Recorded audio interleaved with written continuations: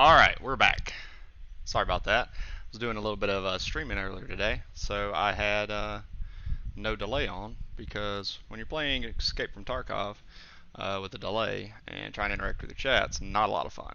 But we're back. We have a 30-second delay on to make sure that no funny business is happening. I wouldn't want that to happen in one of these games, especially in such an important game like this. Like I was just saying before we cut out, this is round 2 of the playoffs. This is going to be a best of 5 between Running Wild and gillySharks at Bingo Night. Running Wild had the higher seat, so they took the map pick Prio and picked Infernal Shrines for our map 1 of the night. Volskaya, D-Shire, Braxis, and Alterac Pass were all banned out by the teams. Teams are getting ready now, and I think we're going to be heading into our first map here very shortly. Let's make sure that everything's running right through our Nexus Gaming series. We're doing something new we haven't done before here. We have a Nexus Gaming series. Show us on your board. Show us your board. Show us yours. Sorry about that. Who are we cheering for? I don't know. Who are you cheering for? Let's get some shout outs in the chat. Let us hear who you're here for. I'm cheering for both teams. I'm cheering for a best of 5. That's what I'm cheering for. Looks like everything's running fine. This is a first for us streaming through the Nexus Gaming series Twitch. So this is fun. Got this set up last second, but I think everything's running fine. So hopefully this will all go smoothly. And we're getting ready for our first map of the night, Infernal Shrines. Let me know if audio, everything's coming through clearly. It's a little wonky because actually my chat is not coming through my Streamlabs. It has to come through the chat on Twitch. So I'm not really sure how that's going to work out. I'm going to have to swap back and forth between these and hopefully not have any issues there. So that's a little wonky. It's not something we're used to. And our first map ban is going to be, sorry about that, y'all probably heard those ads. Our first pick hero ban is going to be Falstad. So not going to let that flyboy go around. Sorry, we're figuring out some technical issues here. We'll get it all rolling here shortly. It's very odd doing this through someone else's Twitch. And Joanna's going to be banned out.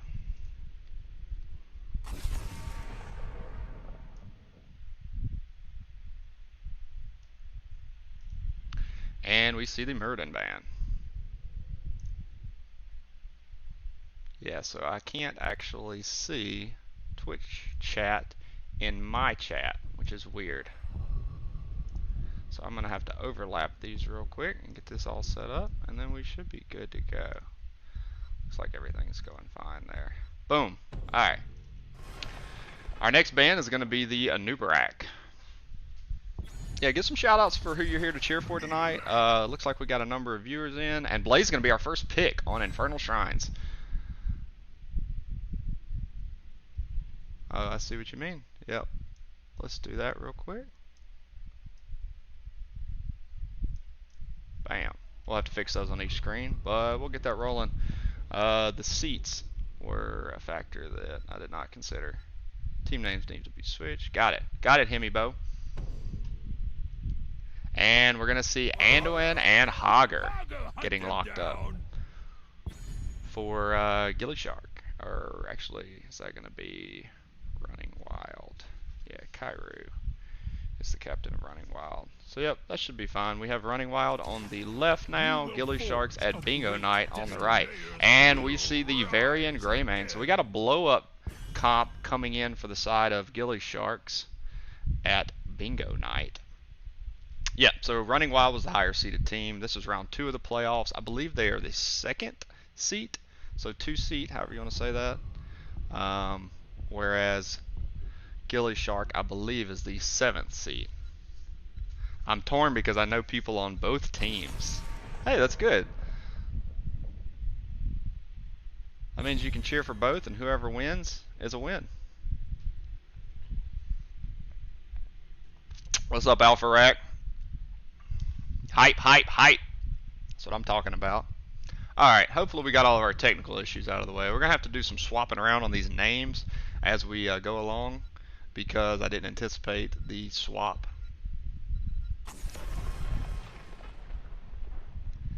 Heroes of the Storm NGS hype, yes.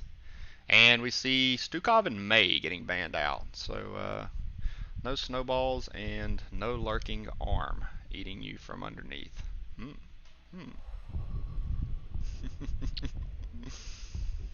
Alright, let's see who Running Wild's going to take with their next two picks.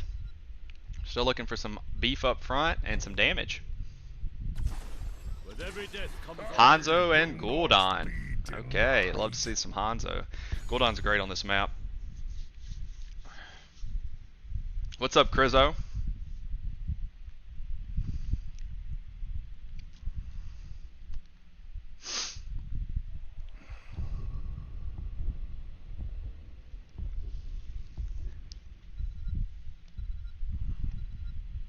And our next two picks coming in for Gilly. Kael'thas, yes, my favorite hero, and Rhaegar. Alright. Man, that Taunt Varian, Kael'thas Greymane is going to be disgusting. They got to follow up with the Blaze. This is a comp, other than the Greymane, we would usually sub out like a Vala in my old team, but this is a comp my team in NGS ran a lot this past season. Can't say it was super effective, but that was the players, not the hero selection, that's for sure. It's a very deadly comp, as you're going to see here tonight. And a Garrosh, oh El Jefe, coming in with the fire tosses. Swap around, see if anybody's going to swap out. I don't think I've seen a single swap this season. Any of the matches I've casted. So let's get ready for map 1, Infernal Shrines, and our best of 5 for round 2 of the playoffs in this Nexus Division matchup.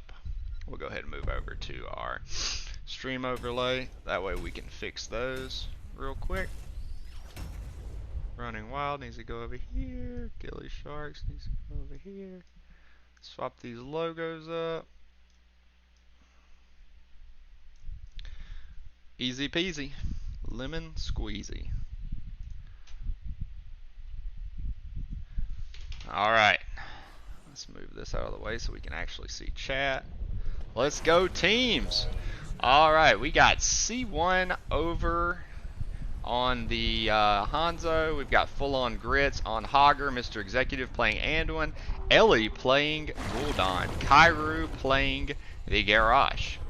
We've got Stark on the Rhaegar, the Lazy Hydra playing Varian, Schumann, I'm sorry, playing Kael'thas, Iki B playing the Greymane, and Chess Looter playing Blaze. Super excited. Game time. Let's go. Let's go. And these teams are going to start off mid. No cheesing today.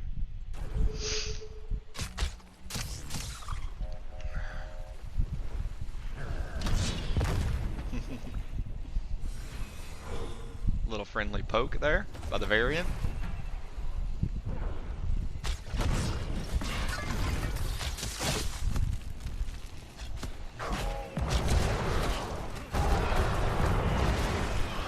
And of course, Varian's not a real boy for a short period here, so we expect to see, yep, the teams just go to their lanes. We will see the traditional 4-man go ahead and hang out bottom here. Kairu's going to look for some flips. Varian's going to try to unseat the Garrosh. So good here. And both teams are going to go back middle and get the soak. Our camps are up, so we're going to see gillySharks go ahead and start on their objective. I mean on their camp, and they're going to take their camp. But Running Wild has not yet taken their camp. Looks like they're going to opt to just hold the camp.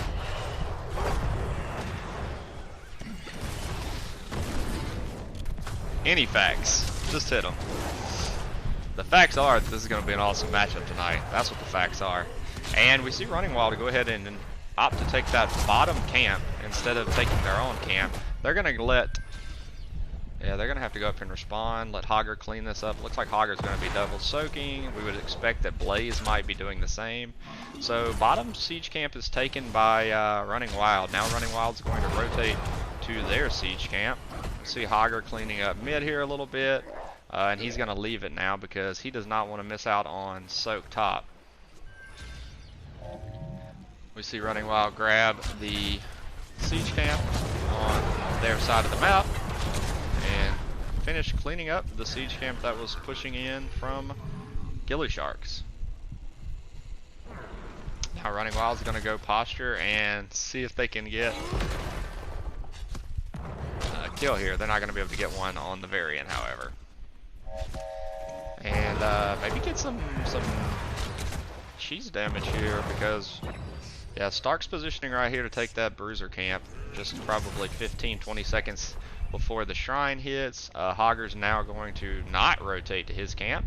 Instead, they're just going to go ahead and keep getting damage bottom. And now they have to leave. And they're going to head up to our first shrine. Let's take a look at our talents. Looks like Hanzo's going with the W. He does not have a stack yet. Mana Addict for the Kel'Thas. He's already at 7. Blaze opted for the Unstoppable, also at 7, now at 9. And Hogger is now in the camp, so he's taking that a little bit late. And this camp right here is pressuring. So, a little behind in positioning right now. They're going to have to now pressure.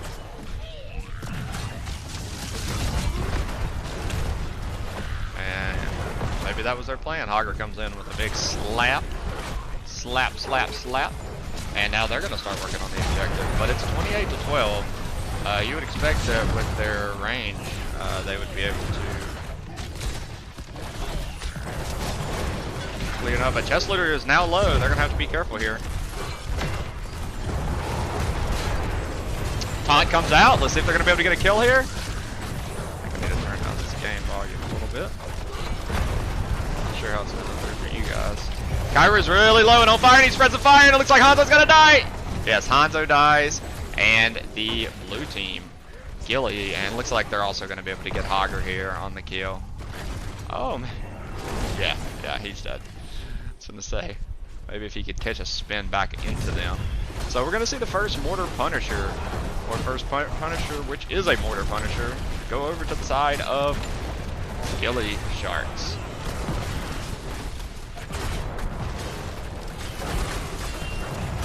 And we see Blaze bottom getting soaked. So they're going to continue that XP lead that they have. We're going to turn this down just a little bit because I'm sure it's coming through just as loud for you guys. Should be a little bit better. Fire, fire, fire! Yeah, I'm seeing this 30 seconds later, but yeah, he spread that. I mean, that's the bad thing about the Kel'Thas is sometimes when you're in those funnels and Kel'Thas lights you on fire, you have two options. Run into the enemy team and die, or run back into your team and spread the fire. And we saw what happened there. Now there's a camp pushing middle. So, and yeah, they're going to go for the invade here. Maybe not, just posturing, and yeah, Garage is blown up. Let's see, Pop is unstoppable, but the timely stun's going to come out and poke in the backline. But Hanzo is just in the backline. He kamikazed the backline. I'm not sure exactly what happened there.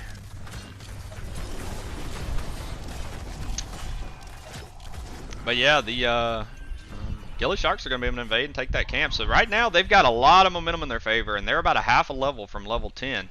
And so then they're going to have a advantage for probably a solid, 30 seconds, 30 to 45 seconds before Running Wild can catch up and get their level 10.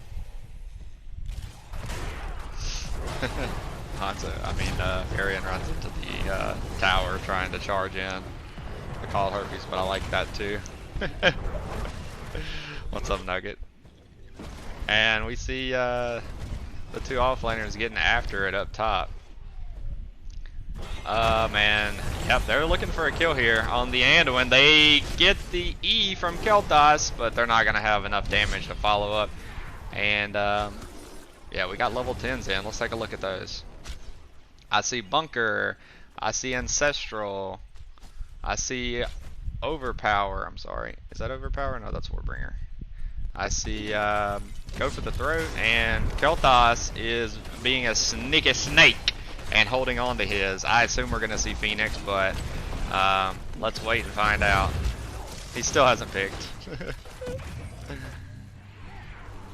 And this is a 5v4. Garrosh is looking for a stun here. Let's see if he's going to get anybody. He's not. He's going to back out. And we now see level 10s come in for the side of Running Wild.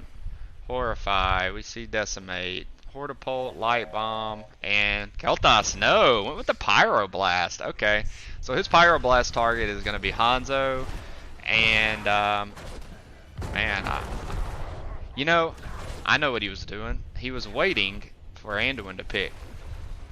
That's exactly what he was doing. He was waiting to see what Anduin's going to go. If Anduin went his other ult, then he would not have went Pyroblast. He would have went Phoenix. But once he saw Anduin's selection, he said, okay, Pyroblast gives us a guaranteed kill on the Hanzo. That's exactly what happened. You're supporting my favorite caster. Awesome. Thanks, Nugget. Always appreciate your support.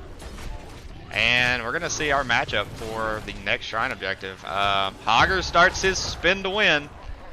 Perfect spin. Looks like he may know the shortcut. No Rain of Destruction, Night Ruined. Now check this out. Blaze is bottom pushing in, and it looks like, yeah, they're going to just opt to give this Punisher, and they're going to go start pushing those middle and bottom lanes in, and also secure their siege camp down here. Running Wild, realizing what's going on right now, they go ahead and rotate down, and we see our Arcane Punisher spawn in. And it is 100% going to take down this wall and this fort and do some damage to the keep wall. And Varian? Yeah, he's dead. There's no way he survives this. So Varian, I think just trying to stall a little bit, fortunately gets picked off. In the meantime, his team is doing work, and they're going to now B to protect their keep after capturing that siege and taking down a fort. So they trade fort and a lot of lane pressure for the Punisher, and now they're going to go start cleaning that up. And Chest Looter being able to use that Blaze to pull the Punisher over and into the keep so that the keep can damage, and it looks like they're going to get aggressive here. Yeah, they're going to get a stun on this Gul'dan. Oh, very timely save there. This is a 5v4. If they can catch up, they can get a kill here, but they're not going to be able to.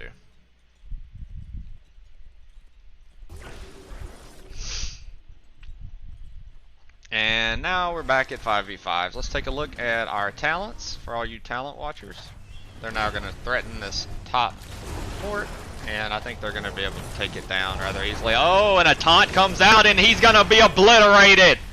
But the arrow comes in, and they're going to get a counter pick there. No, Ancestral comes in. Is Lazy Hydra going to be able to get out? Oh, he's at 30 health. He hops in the bunker. He's going to get some shield there. And are they going to escape that? No way. No way. Ooh, here comes the arrows. They're doing work. And the taunt comes in on Hanzo, but Hanzo's able to escape. Hanzo definitely is going to, yep. We're going to see 2 kills there for the price of 1. So great counter engage by Running Wild there. That was a very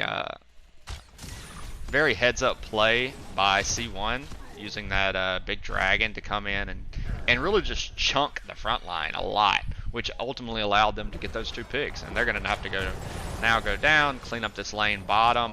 Hager is in trouble. Yeah, Hager is in trouble. Ooh, but his spin saves him. And not knowing where the enemy team is, they have to back out. And we now see Varian and Blaze back up. We'll take a look at some of our other stats here. Oh, let's see. We got a fight here on our hands right before level 16s. Blaze getting that vision with his oil spill. Heads up play there. As does Varian. They might go for this Hanzo here. Yep. That's what they're looking for. If he gets close enough, Varian's gonna dive in. Fun team fights. Let's go Sharks. Definitely some fun team fights. And in the meantime, they're gonna try to steal this bruiser camp. Level 16s are in, so they take the bruiser camp. They don't steal it, they take it. It's theirs. They own it. And in the meantime, we see Greymane and Kel'Thas going bottom to clean up that siege camp or clean up that lane, get that soak, and grab the siege camp, that neutral siege camp. So Blaze is topside. He's going to be able to clean up this bruiser, and we're going to see Running Wild take their bruiser camp as well. And we're going to see our third objective here. And we're going to have a Frozen Punisher. Big toss by the Garage on Hydra, but the taunt comes back in, and Kairu is on fire. We see the double flame strike coming in. Oh, and Schumann started the Pyroblast on Garage. Yeah, Hanzo level 20 is going to be disgusting. Level 16's in for both teams, so we got a big fight. The Hardipull comes in, but is not able to trap anybody, and they're just going to be able to walk out. So that's 2 ults that were burned there. Taunt comes in, and the Fear comes out. The counter Fear comes out, but Garage tosses Rhaegar into his backline, and if Rhaegar gets obliterated, this is just a full-on ARAM brawl. That's what this is. We're going to see who just runs out of mana and health first. The Pyro does come out on the Hanzo, and I think Hanzo is dead here. Yep. The bunker was popped, which was able to save I think at least 2 of the members of Gilly, but Hogger's spinning, and they're going to be able to do finish up between him and Gul'dan this objective. And we saw in the middle of that fight, Greymane had to back and clean up this lane because top lane got pushed all the way in. That was probably from that bruiser camp that was taken earlier. They're gonna have to be careful here with the bait. That Frozen Punisher is pretty disgusting, and if he gets 1 or 2 of them stunned off, it could be bad. Blaze cleaning up mid lane, and Blaze is gonna have to be careful because they're gonna rotate up to him now. The rest of the 4 man is just gonna wait down here and try to take down this Frozen Punisher. Blaze goes top to clean up that lane to keep that pressure off, but we've still got a 50% Punisher, and he's going to do some damage on these walls. In the meantime, this middle fort is going to fall, and they're just going to back out after that.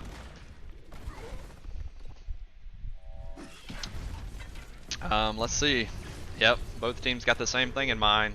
Hanzo gets a scouting arrow out, and they're just going to wait on this siege camp to come up, and then they're going to steal it. And Kairu positioning in the bush, realizing that, hey,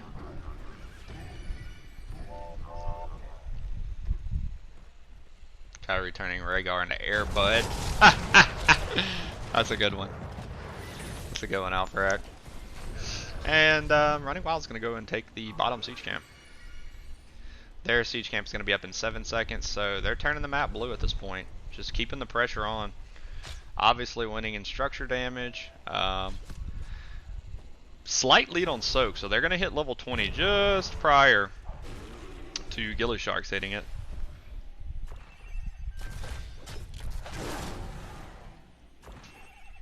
So we got a camp pressing down here, and we're going to have a camp pressing middle here very shortly. I think they're just going to go get in the bush for a second.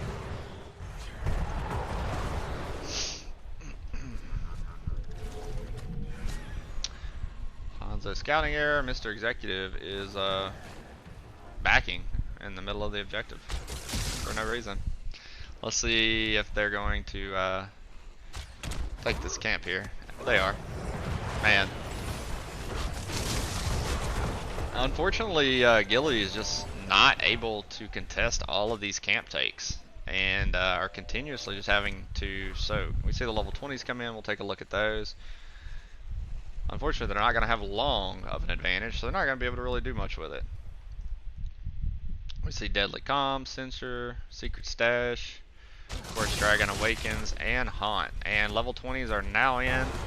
Wait, level 20s are now in for gillyShark. So we see Flamethrower, Farseer's Blessing, Hunter's Glory, and Fortified Bunker. And they're just going to hold this Bruiser camp for a little while. See if they can bait gillySharks into coming to see what's going on. And that's exactly what's going on. They need to take it first, though. Yeah, go ahead and take it. Yeah, there you go. And Air Bud! He's going to have to pop the Ancestral himself, but he gets feared right back into the back line. And he's... no way he makes it out. Okay, that's what I say. Greymane's diving in with a lot of damage. The Unstoppable pop by Chest Looter, but I don't think it's going to save him. He and Greymane are in trouble. The bunker comes out, but it's still going to eat, and he's just going to toss Chest right back in. But a big stun comes in. Yeah, Chest is dead. Hogger is on the prowl. You see what I did there? Yeah, objective top is a win realistically for Running Wild. I mean, they're going to take this objective, and yeah, I think that's probably going to be GG. They've also got this camp just pushing the lane in, so they're going to be able to press this objective all the way in once they gather it. Varian pressing out bottom lane, and Greymane is going to go ahead and take this their side siege camp. They're going to be very hard pressed to defend here. And actually the core is already taking damage. So I'm not really sure what's going on here. I guess they're confident that they can defend. Varian's going to try to pull the Punisher over here in between this tower and the wall. Yep.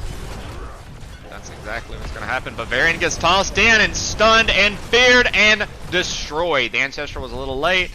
The Pyro comes out on Gul'dan, but is not going to be able to get a kill. And they're now without their tank for 60 seconds. But they have a backup tank in Blaze. And they're going to pull him off. Stark gets swapped, or tossed. Air Bud once again. And let's see if they're going to be able to defend this. 80%, I don't think they are. Rhaegar is going to die. And Running Wild is going to take map 1, Infernal Shrines. GG's. This garage is spicy. Yeah, very good garage play, that's for sure. We had a lot of tosses that were impactful. And we'll take a look at our stats real quick. Top damage was the Hanzo, followed up by the Hogger, and then Kel'Thas with the Siege. Hogger with our top experience soak. Take a look at those talents for everyone who is interested. And while y'all do that, I'm going to change our score. 1-0, Running Wild. GG, well played to both teams. And we're going to go back to our match screen and get ready for map number 2. Let's add our text here. Let the newcomers know who won.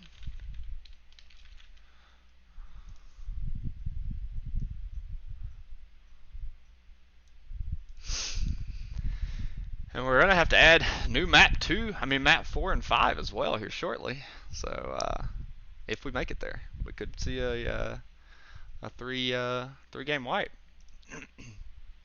Yeah, GG to both teams. Let's play a little music here while we're waiting. I got a banger for y'all. Y'all are going to love this song. This is an absolute banger.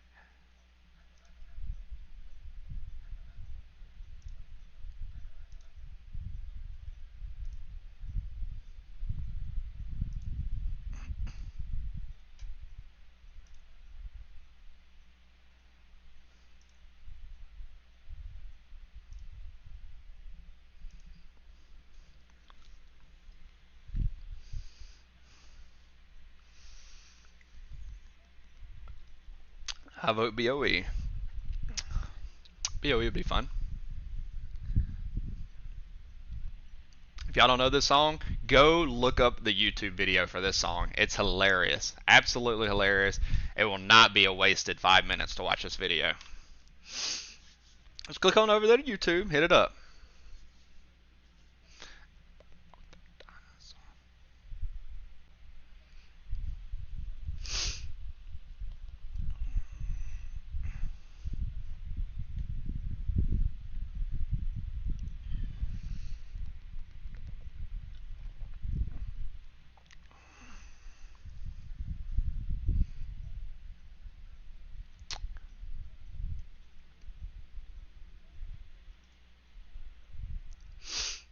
An absolute slap. That's what I'm talking about.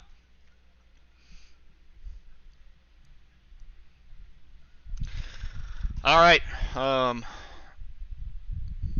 Throw a little self-promotion in here while we got a minute. For those of you who don't know me, I am Last Male here. You can find my Twitch link right here.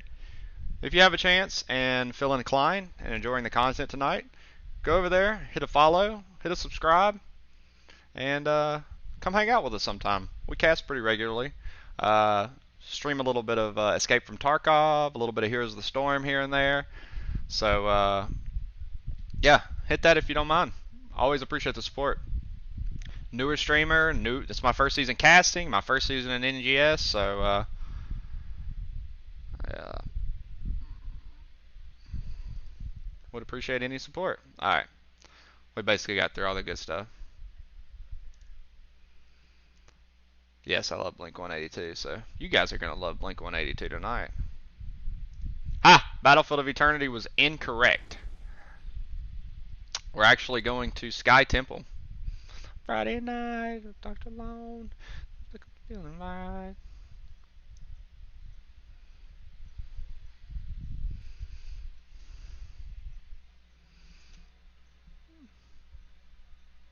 I was going to say, that was banned out. Well, Sky was banned out, not Sky Temple. So map 2 is going to be Sky Temple.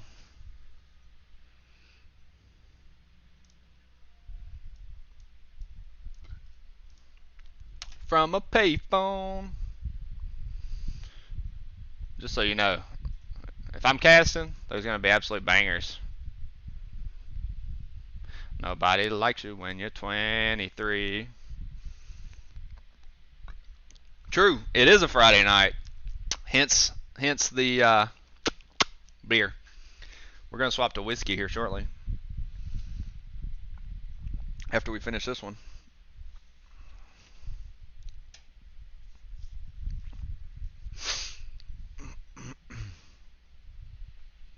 Alright, the map is getting made and we're rolling here very shortly. Well, Sky Temple. Nobody likes you when you're 23. Also, rocking a custom tee tonight. I actually designed this and then commissioned an artist to create the t-shirts for me. This is a book series called Red Rising over here. This is actually art from it back here. If you haven't read it, Red Rising by Pierce Brown, fantastic series.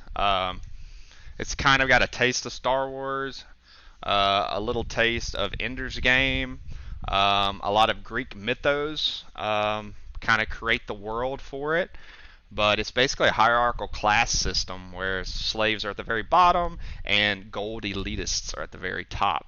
And there's a number of classes in between those two, but the golds are the gods to the rest of them. They're superhuman, jacked, brilliant, and they rule with an iron fist. Whereas there's a slave class who is so oppressed that they don't even realize that they are slaves and that they are being tricked into continuous mining for years and years and years. Have you played the Red Rising board game? No, I haven't, but I want it. I just haven't pulled the trigger on it. It looks a lot of fun. I've seen it. I'm telling you, I'm a huge Red Rising fan. Like, one of my all-time favorite series.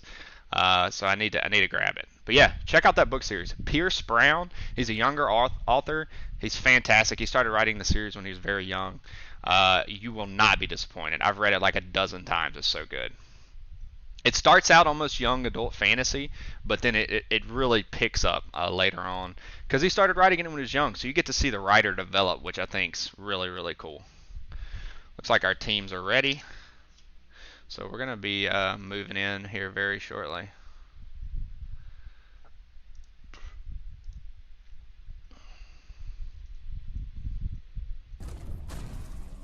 And let's move into our draft.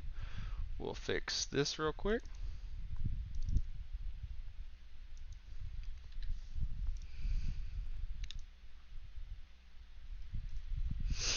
Sky Temple. It's major fun. Played it once, ordered it, have the first book, but haven't. Oh man, you've got to read it. It's so good, so good, and it's easy to read too.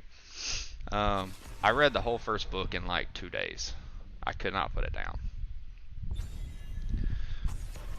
All right, Morales and Falstad, back-to-back bans.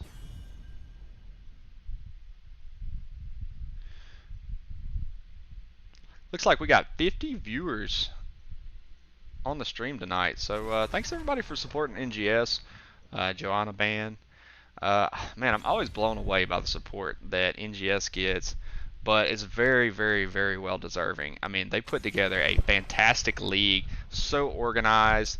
All of everybody from the individual players on each team, all the way up to the moderators and everybody pulling the shots in the back. Behind the scenes, man, I've just been blown away. It's my first season being involved, but they just do a great job, and really appreciate you guys supporting that.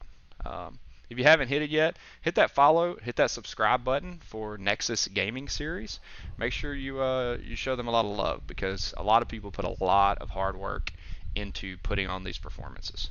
So we see Blaze getting picked up by Running Wild as the first pick, and then we see Tyrael and Greymane getting picked up by gillyShark. Then we see a Anduin and a Sylvanas coming in. So let's check out our next ban phase for this map 2. Let me make my notes real quick.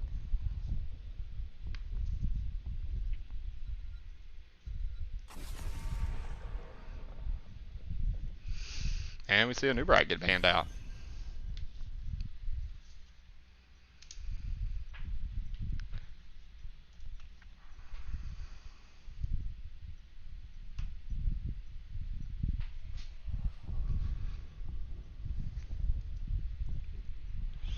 Let's see. Maybe a Kel'Thas ban? Malthael ban. Guess I didn't think the Kel'Thas was that effective last game, or just realized that, he's a pretty easy counter. At least when I'm not playing him, just saying. Alright.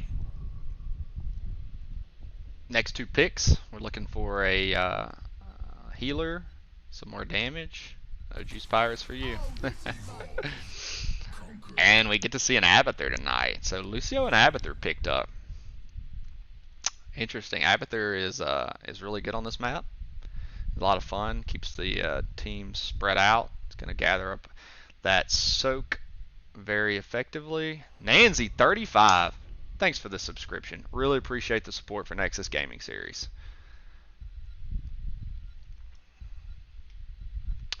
Let's see who our next 2 picks are for Running Wild. May and Cassia. So we picked up some double blinds. That's Snowball Girl and here for some gillyShark action. Hey there, Mr. Malkier. Thundercats. What's up? How's it going? Abathur! Can't wait for the backdoor Abba. We're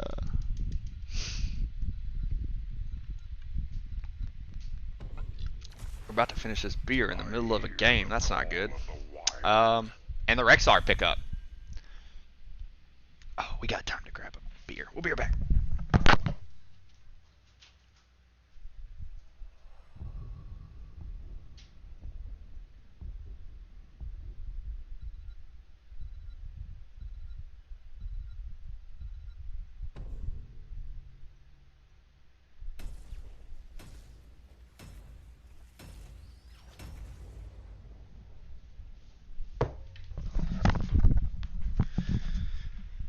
Yo, I just sprinted through my house.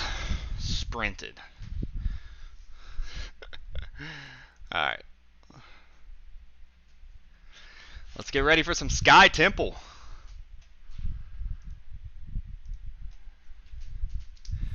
Baha. Oh, Bahamut. Come out and play.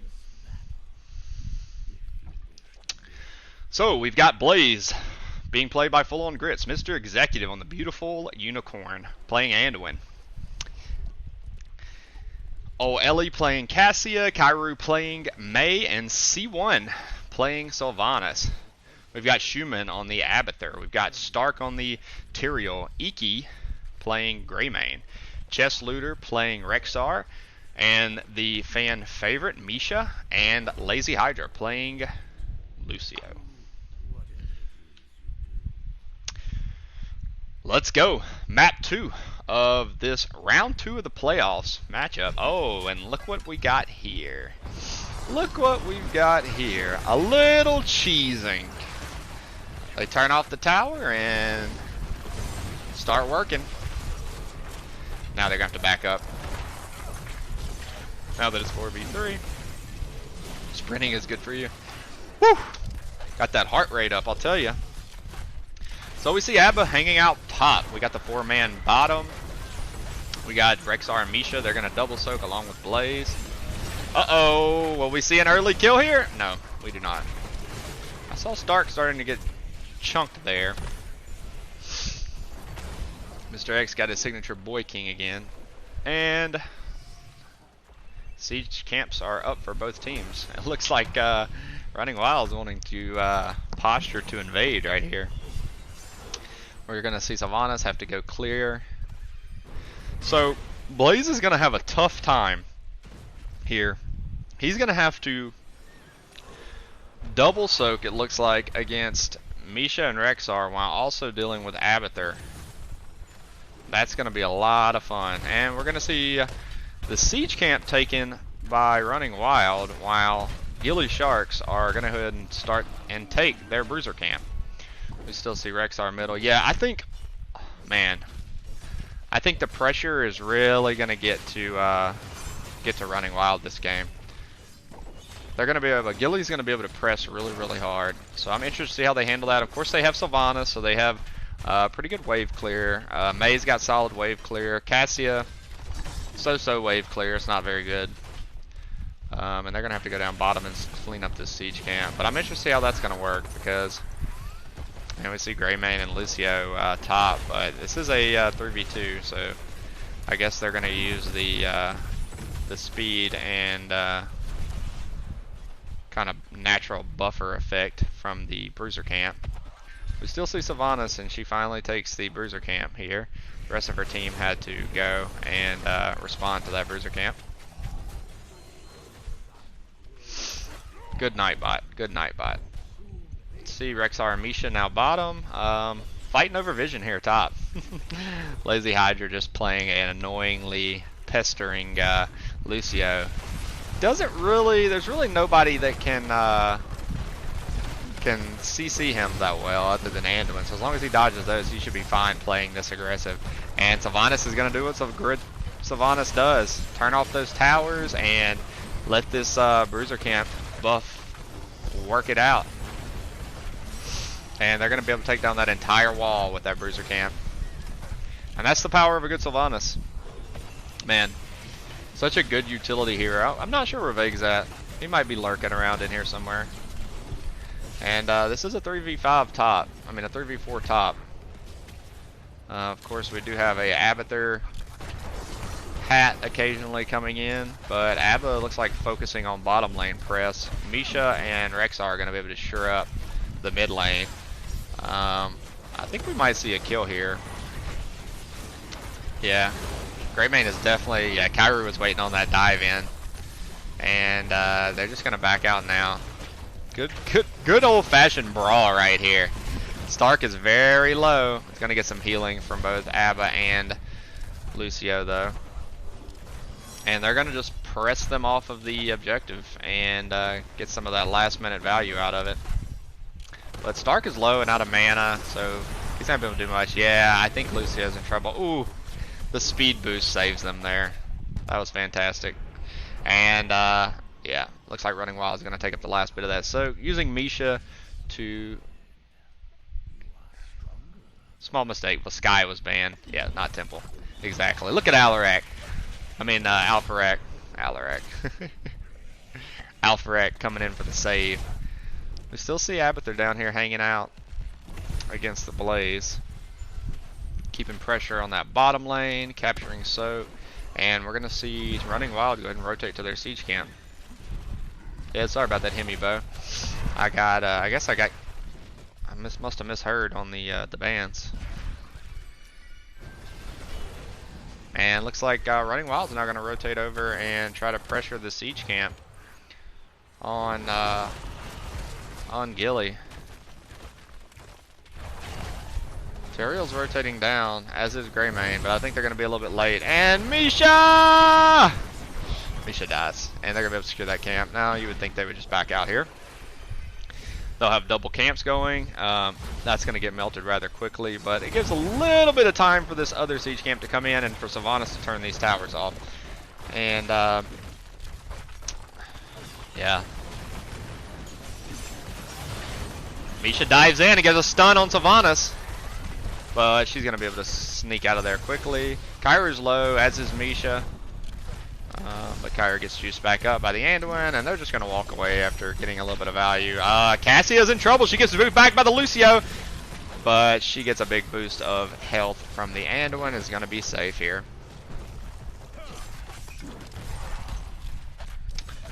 And we've got our next temple phase coming up in about 10 seconds. We'll take a look at those talents for everyone. See some notable ones. Bunker, Ice Wall, High Five, Light Bomb, Wailing Arrow, looks like the Valkyrie, and our bottom temple phase. We're going to see a brawl down here, but it seems level 10, so we've got all of our ultimates up.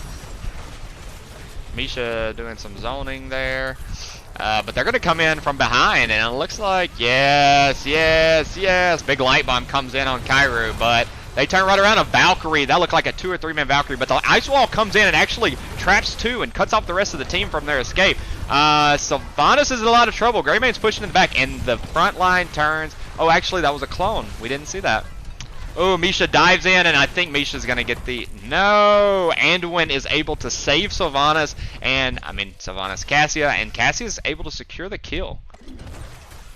That was a very timely heal there by Anduin. Those runners should be wild. So, Running Wild is going to... that's funny. Are gonna win this bottom's temple phase, and... yeah, it looks like Gilly's just going to opt to go ahead and take their Bruiser. And Sylvanas is going to rotate top, get some of that soak there. She's going to have to be careful though, because they know that Gilly just finished up that camp. Now Chess is going to go ahead and rotate mid. Looks like we got a 3-man here. Abathur's hat in bottom lane, getting that soak, pushing that lane in. We haven't seen an attempt at boss yet. I think we'll probably see. Yeah. They're baiting this 100%. Yep. And they're just going to go back and get their siege camp. So Running Wild recognizing that was a messy fight for both teams. Yeah, I agree. They were kind of all over the place. Running Wild recognized that that was just a little bit of a trap there and said, nah, they're not going to take boss here. Especially not when we get 13s very shortly. And we see those 13s come in for both teams now. Take a look at those.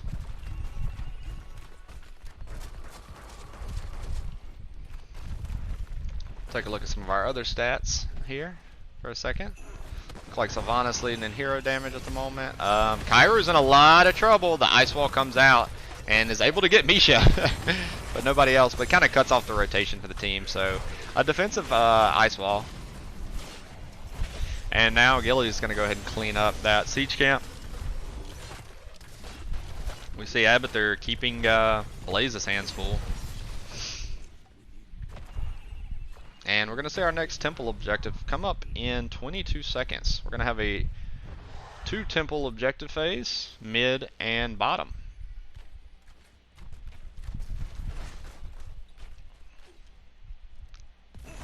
Cairo getting scoped out by the Lucio. Oh, a huge Valkyrie comes out.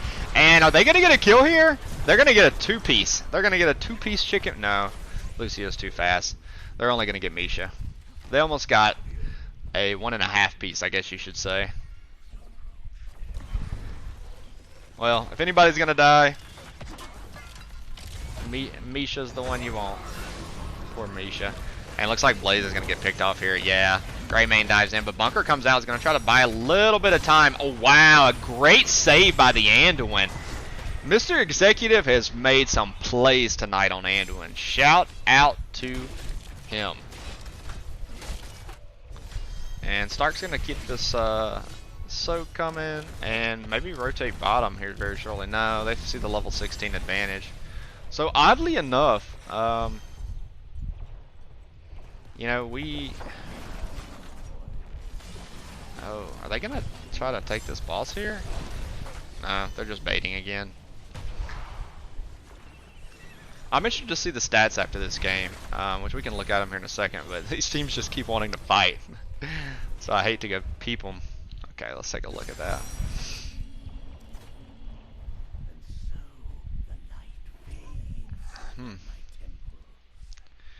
Abbott there seems to be, animal neglect. Abbott there seems to be struggling here a little bit on keeping the lane pressure, but it's going to get worse as the game goes on, I think.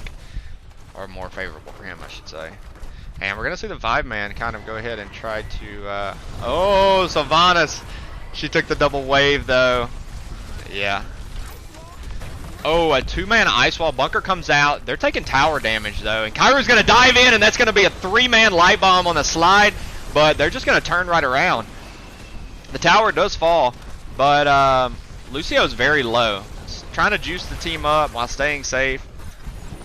Sherman is chasing down the Blaze, but he's not going to be able to get the kill. Actually, that's a Abathur clone, Schumann. Schumann, not Sherman. Keep messing that up. There's a boss. Oh, and look at this Abathur clone going to town here. But eventually, and he got a lot of good value out of that. Control 1 equals talents. Yeah. Yeah.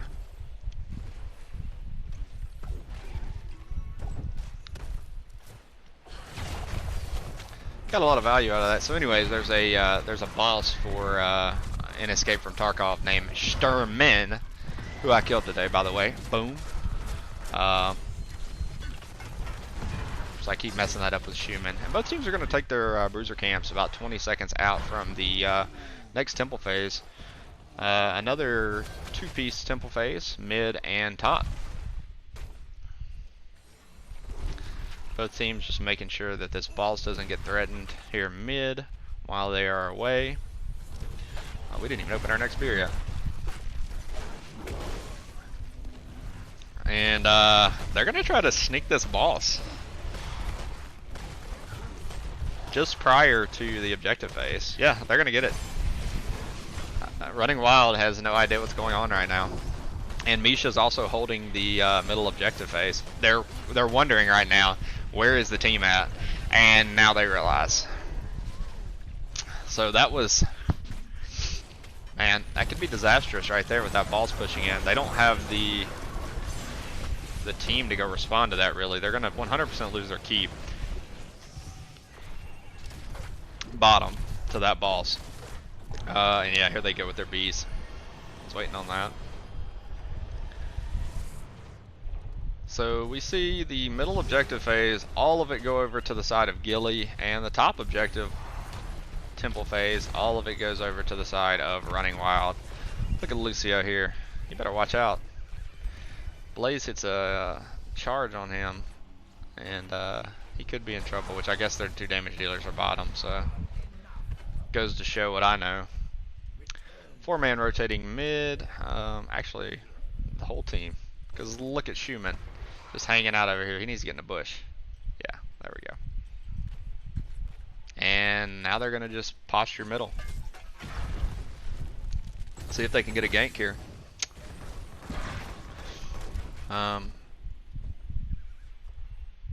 Realistically, just looking for level 20s. May's going to secure that top vision for her team.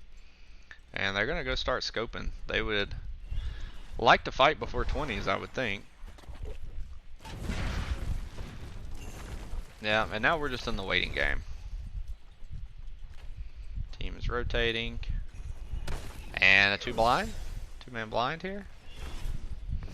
Trying to get Misha to get the correct stun off.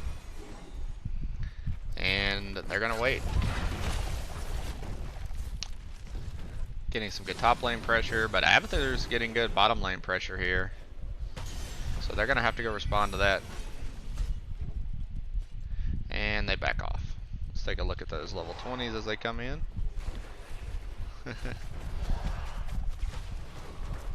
Yeah, Sylvanas needs to just back out, give them that camp. Go take your on camp. And level 20s are in for both teams. We're about to see a brawl. Oh, a big stun comes in and a 3-man on the ice wall. The light bomb comes in and the invulnerables are popped. High five does its job. Greymane dies into the back line. The bunker is popped, but yeah, Running Wild is getting the better of this fight 100%. And they're going to get a couple more kills, I think. Oh, the speed boost is saving them. Misha's going to die, but yeah. Tyrael's dead. Looks like Rexar is also going to die. He's just going to run and try to save his team some time. That is a 3-man wipe. Lucio? Oh, is Lucio going to get a kill here? I think he is. Yes, yes. Ow. Look at the Lucio diving in and securing a kill with a Abba hat. Can't give Lucio all the credit there, although he is making some fantastic plays. Hydra has been playing a very, very, yeah, Sank was crazy. A very deadly Lucio. And we see Cassie have to go back, clean this lane up. This lane is pressed in, so Abathur's going to have to respond to that, but, uh-oh. We got 2 Lucios! Grits is like, what the hell am I doing right now? Yeah, and they're going to be able to stun the clone while the real Lucio just rides out of there and hits a little spray here. What is that? Lucio. Oh, the cereal spray. That's a good one. Very fitting. I like that.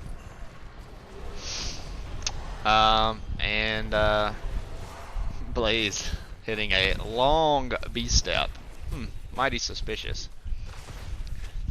I wonder if Verd plays Sylvanas often. Why do you ask that?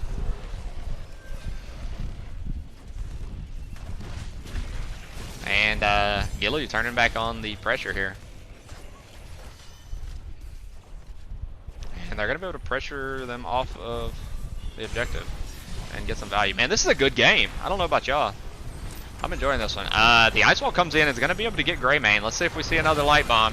Yes, but the invulnerables are popped. And Sylvanas gets obliterated. I think Grits is next. Yeah, a big Valkyrie comes in, and the blinds are out. The bunker is in. May jumps in the bunker, and Anduin with another great save. Oh, and a big counter turn on the Lucio. Lucio gets obliterated. I've been waiting on that to happen. Lucio's been playing with fire. He's been playing it well. That's the only spray to use with Lucio, right? This game is wild. Running Wild. This is a wild game. It's a very good game. So neither team can really take balls here, I think. They're using Misha for some vision there. They're going to take Running Wild's going to take their siege camp. Blaze is man, this is a tough clear for Blaze. At half health. But he's going to be able to pop his D and just melt it. Siege camp's taken bottom by both teams, capturing their respective. Blaze still trying to clean this up top. And these teams are just waiting. At this point, that's all you can do. I see what you did there, right? Lucio's back up in 9 seconds. Blaze is going to start taking this top camp. And Cassia with a scouting spear. Lucio has been mixing with fire. Alright. This is getting out of hand. This is getting out of hand.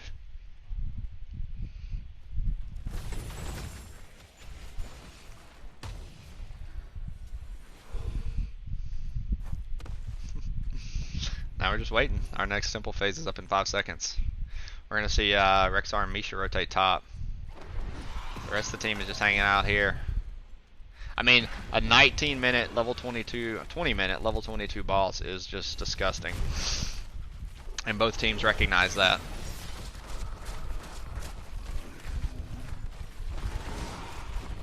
Running Wild is going to take this boss here. If we don't get a response. Yeah, Rexar and Misha are coming down. So this one's going to be for all of the gravy. We see what Tyrael's got in mind. Sanctification.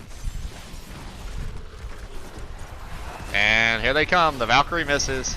Stun comes out. The big root is going to just obliterate the clone. Misha is dead next. Kairu has to pop her D. But, oh, a very timely Ice Wall. And another great save. Sylvanas goes through the enemy team. Here comes the Light Bomb. Bunker is out. Oh, my goodness. These teams are lasting forever. The sustain is fantastic. Sylvanas is going to die. Lucio. And now they're going to have to run. Let's see if they're going to be able to get a kill here. Misha stuns Kairu. Kairu's D is probably down. The stun is missed by Blaze, and he is overextended. Misha's going to die. They're going to need a couple more kills here, I think. Yeah, Cassie is in trouble. She has no escape. Anduin has got his sneakers on and is sprinting. Let's see if he can save May at least. I don't know. No, his leap is not back up. But May is okay. She's able to tap. Oh, and a big stun coming in by Anduin. Probably to save May. That would have been tough. But they're taking tower shots, so they're going to have to back out. Abathur is top. We got some catapults here mid.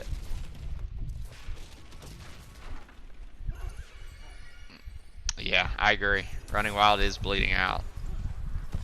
But, yeah, this boss and this double temple phase, I think, is going to do them in. Yeah, Mr. X has been an absolute stud. Yeah, gillyShark's going to take this match. They're going to get the boss here. And then they're going to take all the value out of this. They're going to get all the value out of this. And that's going to be GG. Looks like they're going to go ahead and take this siege camp while they're at it. Greymane is solo dolo. He's going to get smacked here.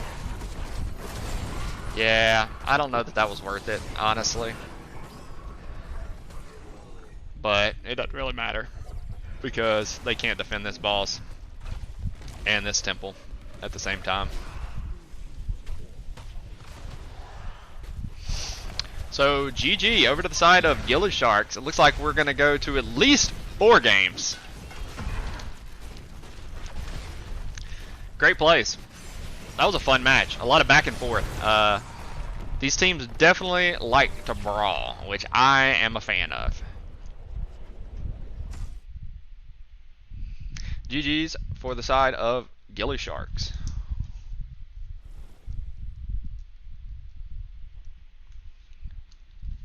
We'll take a look at our post-game stats. Top damage goes out to Sylvanas, followed by Abathur. Abathur with the top siege and soak, of course. We'll look at our healing. Mr. Executive just showing why he is Mr. Executive. But that Lucio was no joke either. Lucio put up some solid numbers and played really, really aggressive, which is what you should be doing with the Lucio, especially with an Abathur hat. All right, let's take a look at those talents real quick. And we'll get some more music rolling, because I know you guys love to hear my music. This is a good one. Y'all are going to like this one. This is a remix on Taylor Swift's Blank Space. GG's to both teams. Got a 1-1 match.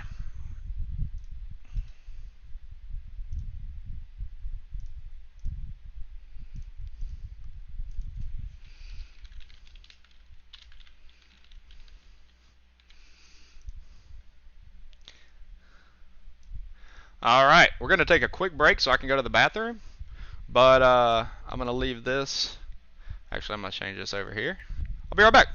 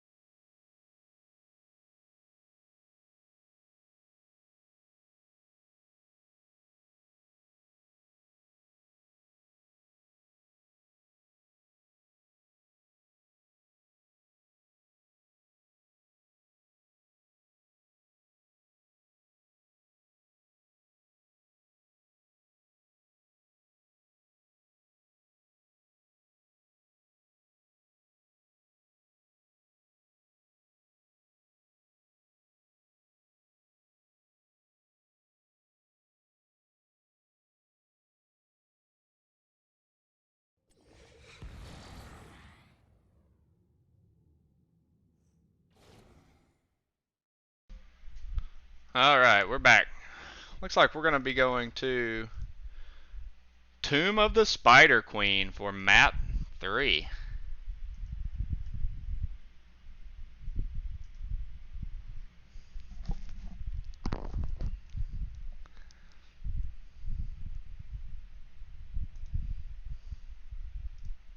Habit 16, kind of interesting, older build. I didn't see that. I have to go back and look.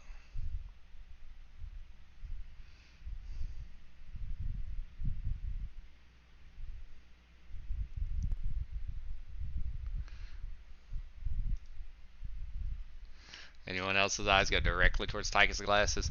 I mean, my eyes always go straight to that murky butt. Just saying. Murky got that donk.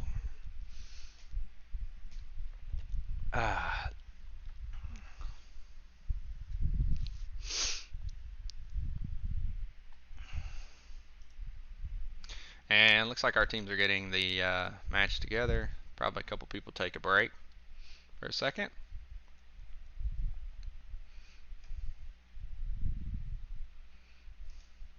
And you love the game.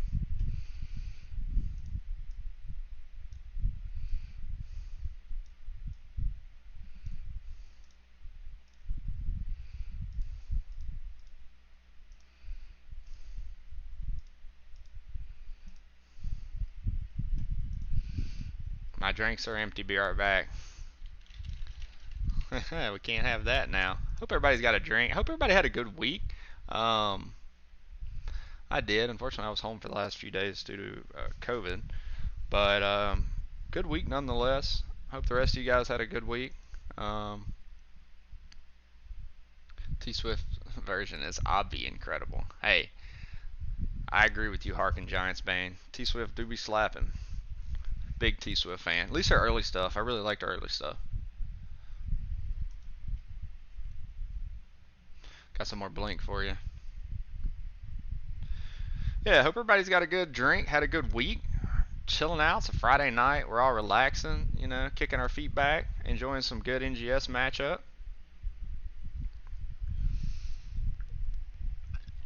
Got a best of 5 matchup tonight. It's round 2 of the playoffs for the Nexus Division. Little background information on how the Nexus Division is going. This is round 2 of the playoffs. So, gillySharks beat Tactical Feed 2-0 in the first round of the playoffs to advance, and Running Wild beat the Cat Daddies 2-1 in the first round to advance. It looks like whoever wins this matchup is going to be facing the Minion Miners for the top seed, which is actually crazy because Minion Miners were the 8th seed, so they were the last team in the division to make playoffs, and they beat the first team 2-0, and they beat the fourth ranked team 3-1 to advance to the finals. So whoever wins tonight goes to round 3 of the playoffs, which is the finals for this division. So a lot on the line here.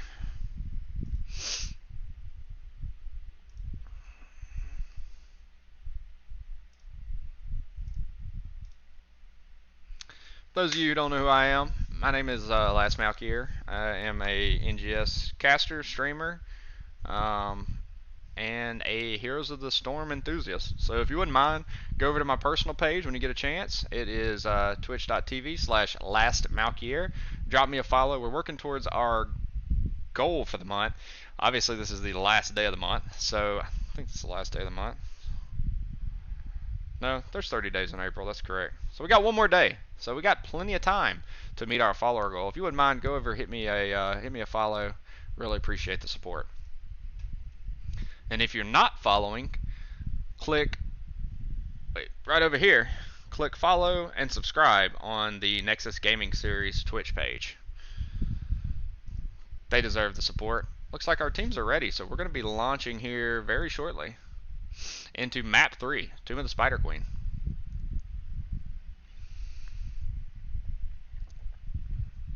Hype, hype, hype!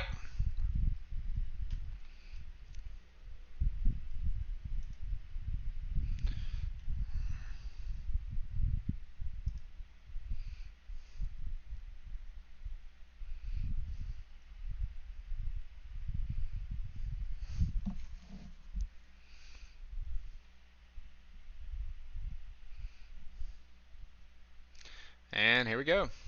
Map 3.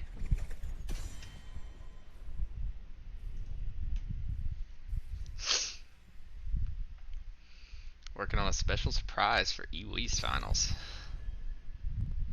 Nice, nice. Hey, who knows, Harkin? Might be me.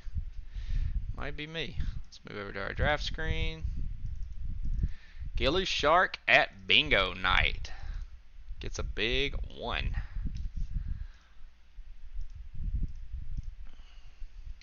And we see Murden get banned out.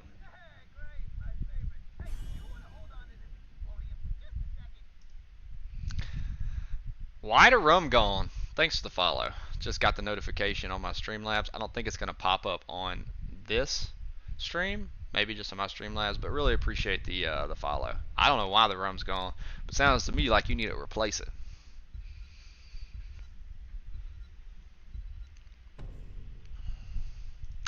So Joanna gets banned out. So don't think we're going to be seeing any Joanna tonight. Even with the slight nerf, she is still OP. So, one drink, a map. We've had one beer for the first map. We're going to have another beer for the second map. And in map 3, we're swapping to whiskey. So that's when things are really going to get fun. We may even drop a little something in that whiskey. Let it dissolve a little bit. A little extra potency. It did pop up. Nice. Awesome. Appreciate it whenever I'm gone. Always appreciate the support. So we see Blaze get banned out. Not willing to deal with another Blaze. And the Tyrael gets banned out.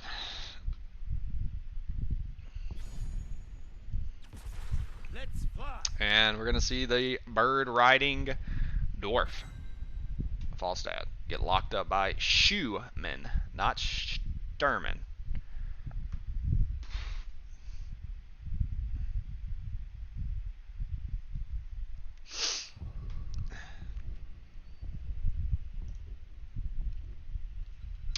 And let's see if they're going to go with another Anduin selection here. Hogger and, yeah, Mr. Executive on the very effective Anduin. Man, some grits sound good too. I don't know if y'all eat grits very often, but they're delicious. We will forge a great and we're going to see Varian and Junkrat. Yeah, so we'll get to see Miss Nugget's favorite hero played. And a taunt Varian. Junkrat's phenomenal on this map. It's going to be a good matchup.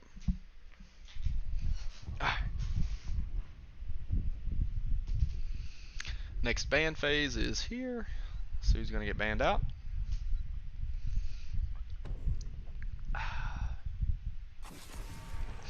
Stukov.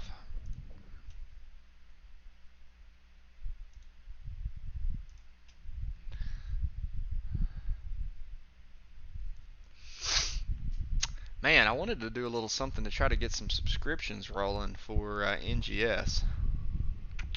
Let me think. How about this? Every subscription on the NGS official page, I will do 15 push-ups for. That seems fair. 15? I think I can handle that. Surely 62 of you aren't going to subscribe. I can bust out 15 a subscription.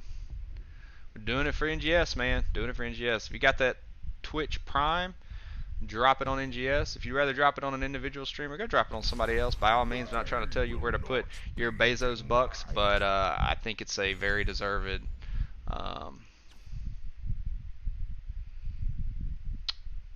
organization who deserves our support. So we see Sylvanas and Gul'dan coming in, so we're going to have a lot of clear for running wild. And then we see the Malthael and the Ana. Ana's not someone we see very often. So maybe the Ana is for the reduced healing? Yeah, this Andy is a gangster. That's for damn sure. He's good. Ah, we get to see El Jefe again. Nice. Okay. Oh, man. For this particular map, I think I like running Wild's Draft a little bit better. Personally. I think they got better wave clear. The Junkrat is gonna be really solid wave clear, as is Falstad, but man, last time we saw Kairu on Garage, that was disgusting, and Mr. Executive has been playing lights out on that Anduin. So let's see, that's just my prediction here. We'll swap over to our map screen. Change that to the correct 1-1. Bingo.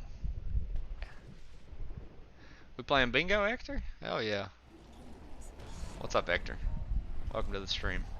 C1 playing Sylvanas. We got Ellie playing the Gul'dan. We've got Kairu playing the Garrosh. Mr. Executive, famous Anduin. Full-on grits on the Hogger. We've got Eki playing the Malthael. Stark playing the Ana. Chess Looter playing Junkrat. Schumann playing Falstad. And the Lazy Hydra is going to be playing Varian. Sorry. C10 going for round 2 ult is going to be massive. Yeah, I agree. So, Nano Mouth. That's going to be fun. I don't really play Malthael that well, or that often, so I'm interested to see how he turns out with the mana. Look at this Variant. Look at this clown. Look at this clown. Look at that. Variant said, I'll do my dance right here in the middle of the lane. And that Malthael is gross. Awesome. I'm interested to see that then. Alright. So Varian's not a real boy. They're going to have to play a little passive here. Go Sharks! Let's go gillySharks.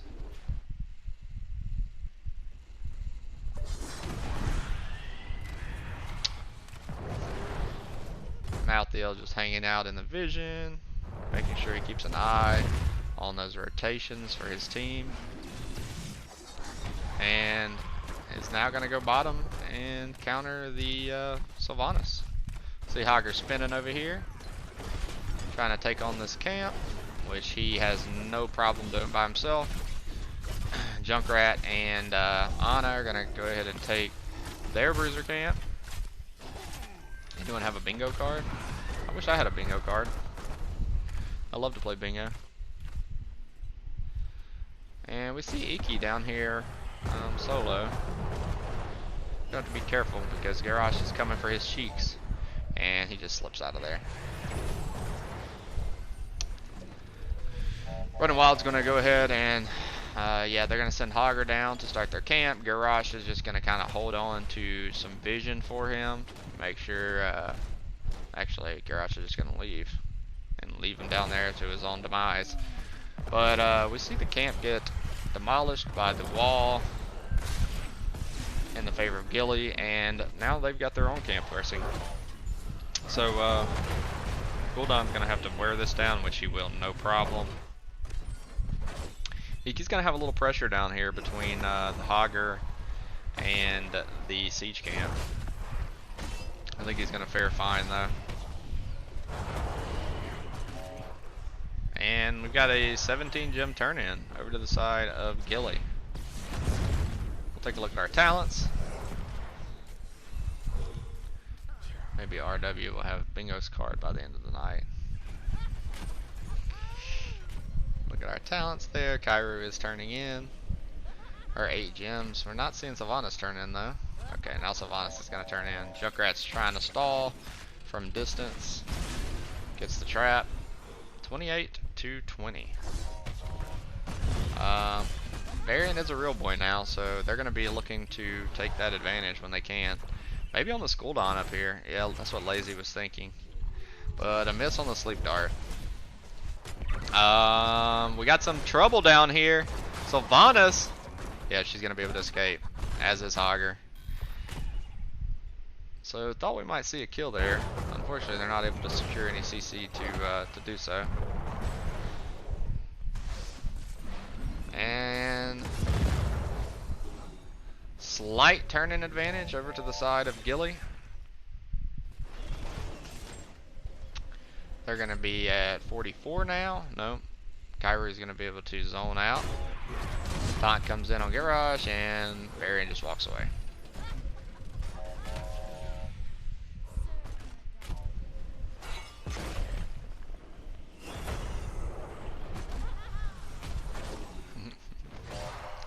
And that's why Junkrat's so good. He can just continuously disrupt. Lazy Hydra is in trouble here. Oh, and Falstad. Wow. He had his, oh, he's gonna be, yes. They're still gonna get the kill on the Falstad. I thought he was out of there. Thought he was out of there. C10 with the happy feet. He ain't got them sneakers like Anduin does though. That boy be moving. Mouthy is gonna get the last second interrupt there. But they're gonna get the turn in here, and our first Web Weaver is gonna go over to the side of Running Wild.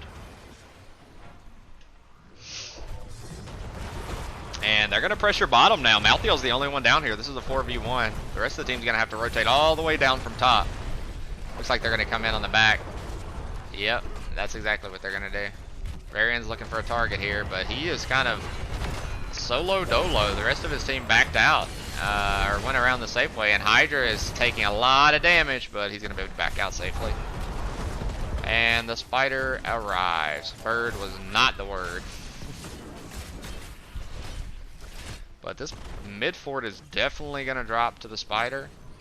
Well, actually they pass it up and opt to go top. Turn these towers off, push it in. Of course, this is the boss lane, so that is why they decided to prio it.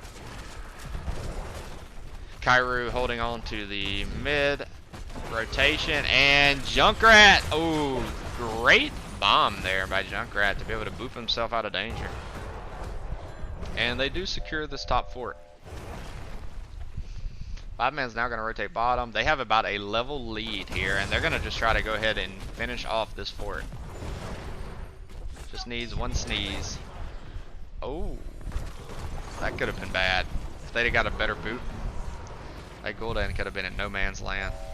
And we're going to see level 10s here very shortly. So 45 gems over to the side of Gilly still to turn in. Only 28 for the side of Running Wild, so they're not going to be able to turn in here. Sylvanas, yes, had to back. But recognize this top lane is pressed all the way in, and this mid fort is taken. They're going to go ahead and take their bruiser. Sylvanas is going to work on Running Wild's bruiser as well, and it looks like Hogger and Gul'dan are going to take the bottom neutral siege camp.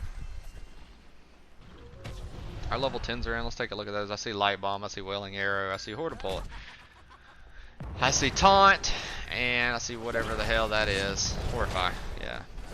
I don't play Gul'dan, so I didn't recognize it. And looks like we're going to get a turn in over to the side of Gilly. So a little, let's see what value they can get out of this. They got their level 10s. See Gus. I see Riptire. I see Nano. I see. I don't know what Malthael ult that is.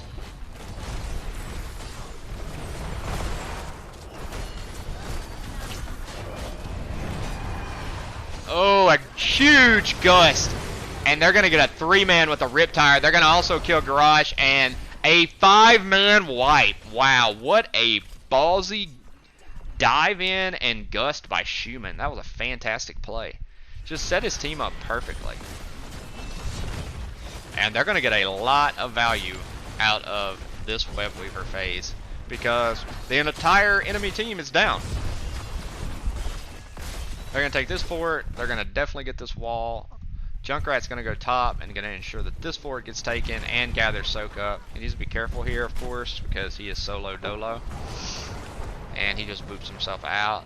And the Web Weavers are finished off mid and top. So now they're just going to pressure mid, force a response. That way that their bottom Web Weaver can get a little bit more value. And they now have the XP lead. That was very, very, very well needed by let's take a look at those level 13s as they're about to come in.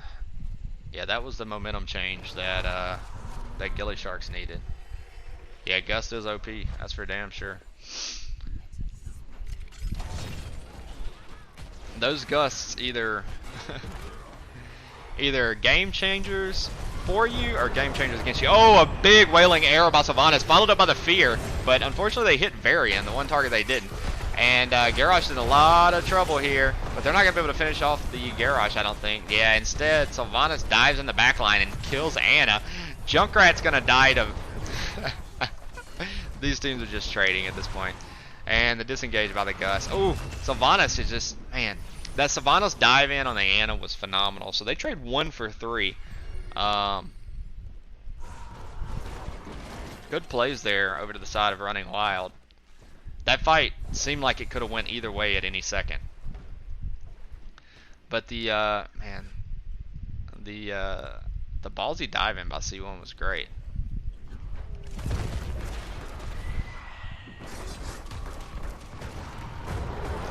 And they're gonna get this bottom fort. See Hogger top lane pressuring. Kairu's coming back to the fight, and they're gonna go down and take this neutral siege camp.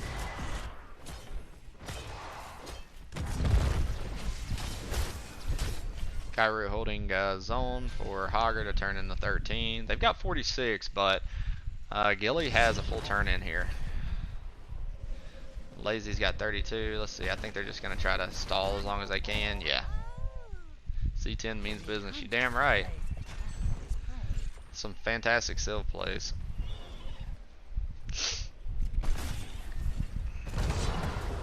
And they're just waiting on the rest of the team to come in so they can brawl again. Miss Sleep Dart. Big toss on the Malthael. Taunt and gets obliterated. But Sylvanas and Hogger dive into the back line, and yes, Anna is dead. Man, they're just waiting on that every time. Sylvanas with the 2-piece chicken McNugget. Shouldn't they have traded balls for turn? Now they get balls.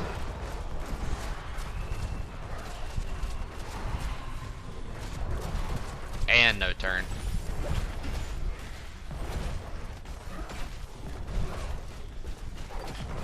You see Hogger down here as well, getting that bruiser camp. And Sylvanas is going to back to get mana. And now, yep, Varian's able to sneak the turn in bottom.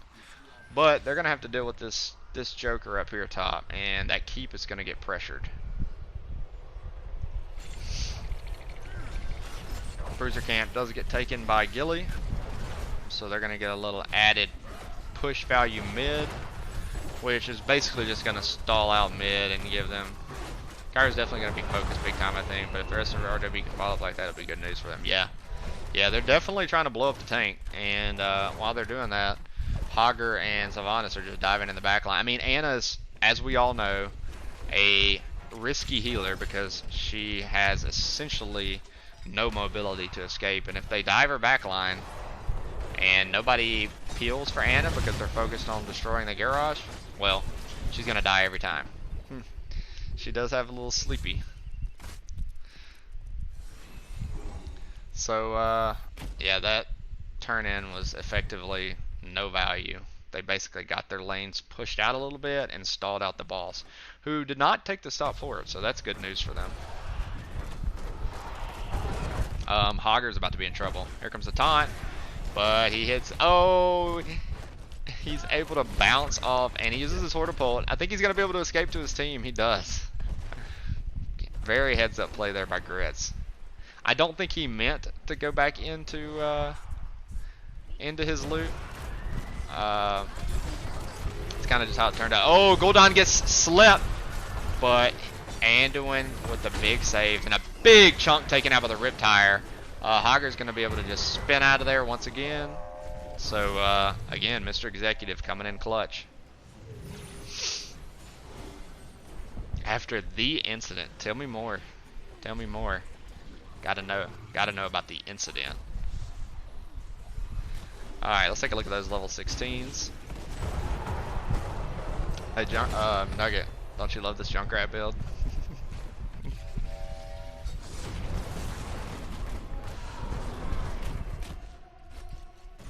So we've got a turn in for running wild. They're gonna definitely get, I think, a couple keeps here. Unless we just see a big white. Man, Gul'dan's getting chunked by the Falstad's Qs. Looks like they're gonna focus mid. Chasing a Hager. Yeah.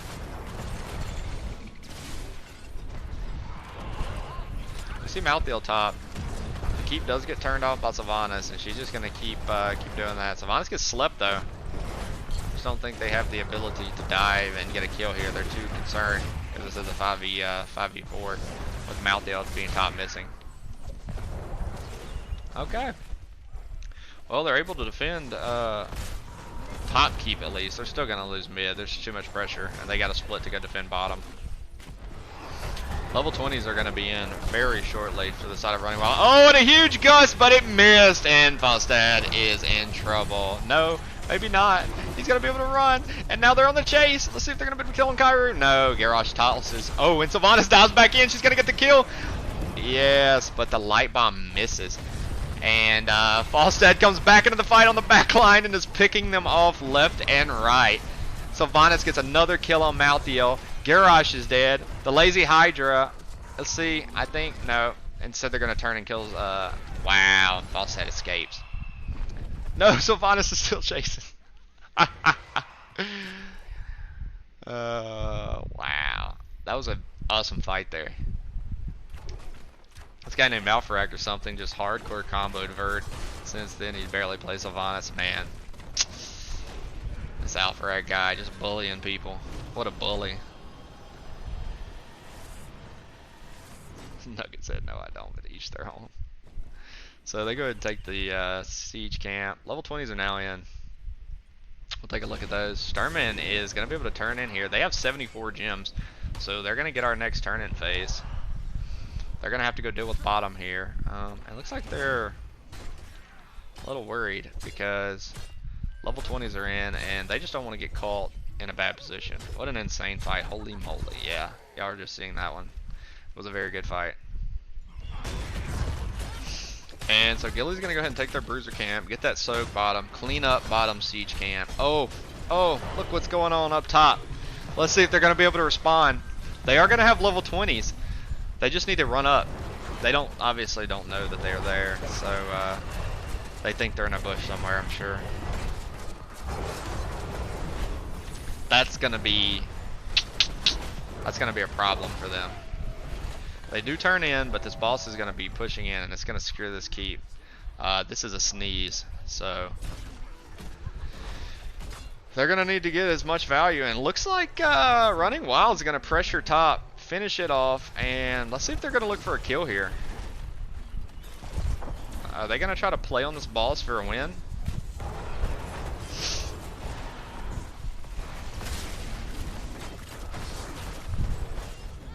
They are. Clean up the top web weaver. Garrosh is wanting to retreat though. Yeah, they're gonna back out. Sylvanas is slept.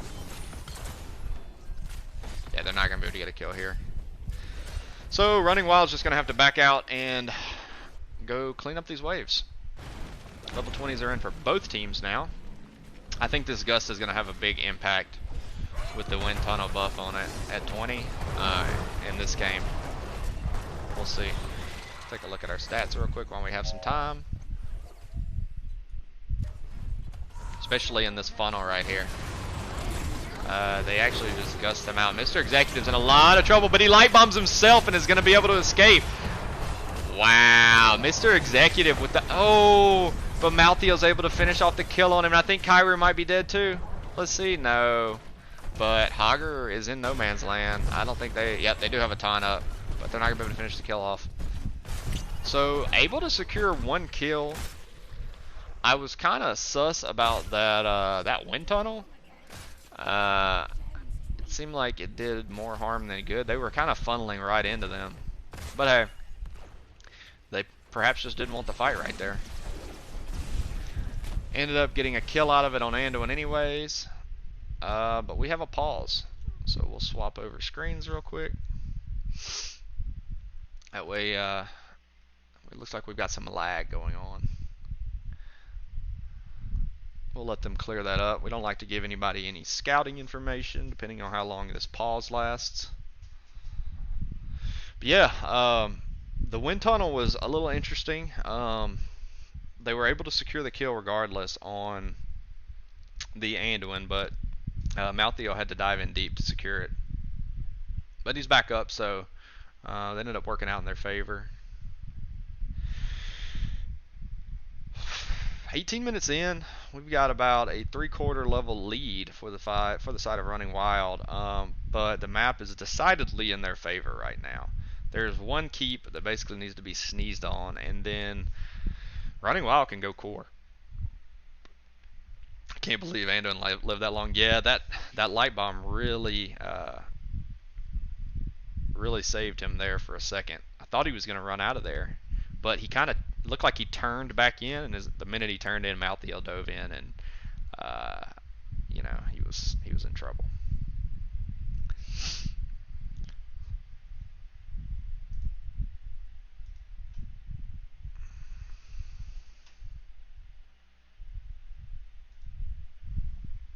Let's go ahead and finish this beer up.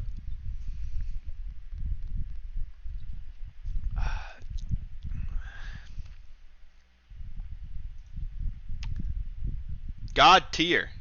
Oh yeah. I'm just saying I haven't seen any Twitch primes yet, which means no push-ups yet. I got a workout in already once today, so I guess I'm good. Oh, well, we got a second. Anybody want to see some cool guns? I've got a lot of cool guns. You can see some of them in the background there. Here's one that I've got right near here. This is my Glock 17. Got a Burris Fast Fire on top. And a Streamlight TLR7 light. Awesome. Awesome gun.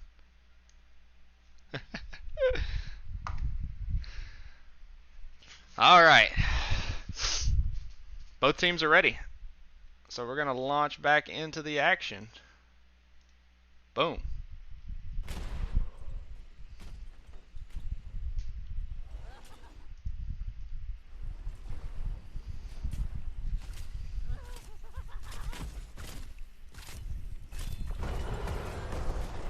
See that goofy Junkrat laugh. And we're going to see Gilly go ahead and take the bottom lane and siege. In the meantime, I think Running Wild has enough to turn in here with Sylvanas. And they might be 1 or 2 short. Yeah, they're going to be 2 short. That's a computer killer, always calling it the wrong name. Yeah, it was about to be the other night.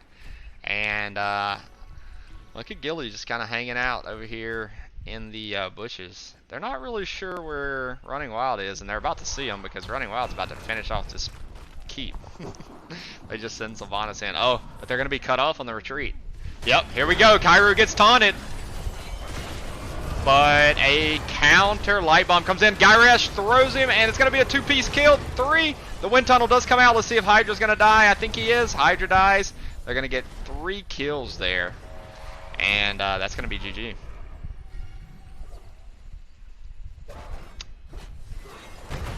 Yeah. Once again, the blow up the tank just hasn't been working for them. They continue to try to taunt Kairu, and Schumann's just buying them time at this point. Schumann's dead. And that's going to be GG. Over to the side of Running Wild. Fantastic play there. You know, you saw that fight develop, and you could just tell that it was spelling disaster for Gilly. Man. GG's. So we got map 3 going over to the side of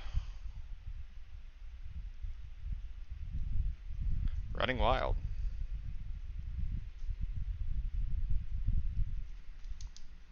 C10 MVP, I agree.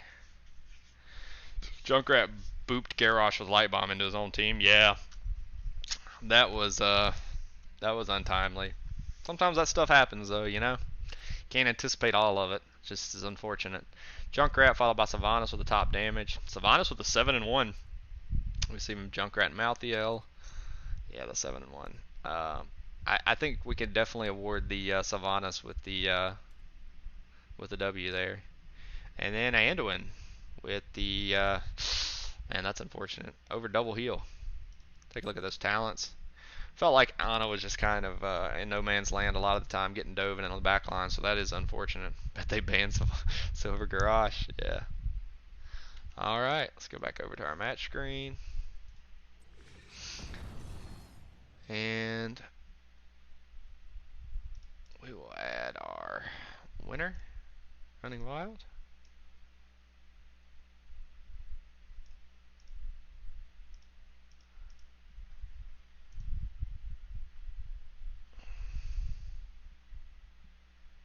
And I'll be right back.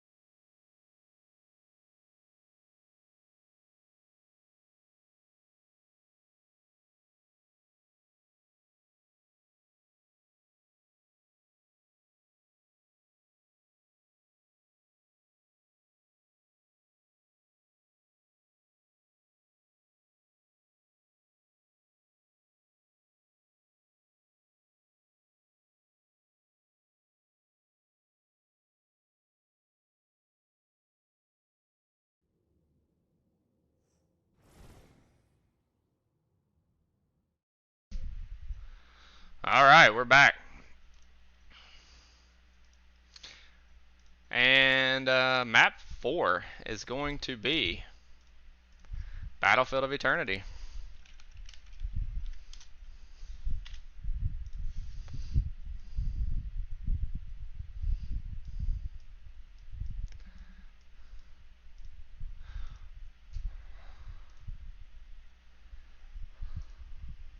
Teams are getting ready, and we're going to be moving into map 4 very shortly.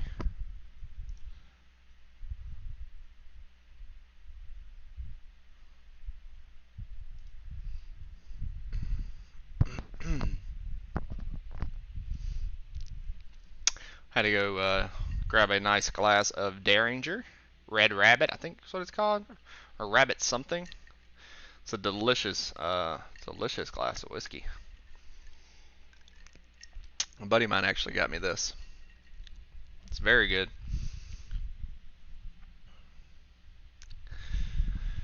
And that'll be our drink for map 3 tonight.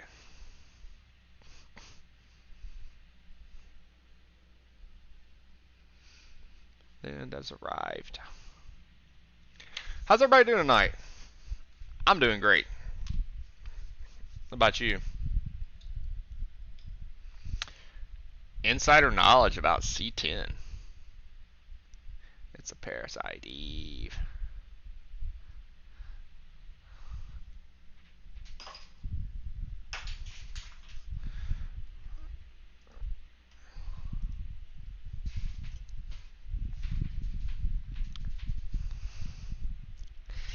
So I fully expect to see Sylvanas banned out this map.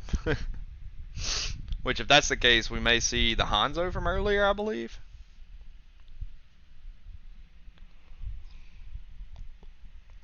Rabbit Hole, that's it. You're right, Rabbit Hole. It's good. It's very good. A buddy of mine named Trey got it for me. He just took up a new job, and I looked over his employment contract for him. He just moved over to Florida, so I've got a beach house to now stay at, which is awesome. But I looked over his employment agreement. I'm a lawyer, so that's what I do as my day job. So I like to help out my friends when I can. If you got any legal questions, let me know. I'll try to help you out as much as I can, at least point you in the right direction. Love helping my friends, and all of you are now my friends. So feel free to shoot me a message. Matter of fact, why don't you just add me on Here's the Storm? I'm always looking for people to carry me up in their ranks. Trying to get up to gold, you know. I'm silver right now, and I'm just for some reason locked up at silver. Probably because I'm a poor player, but you know.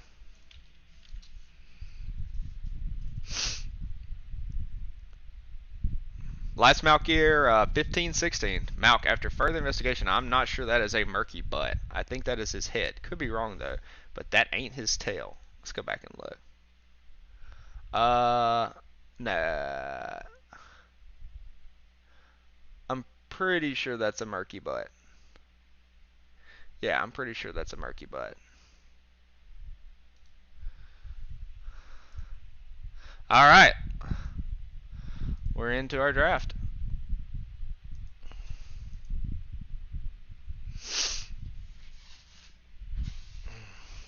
Yeah, tater tot. Tater tote. I don't know if you've had it before, but it is delicious.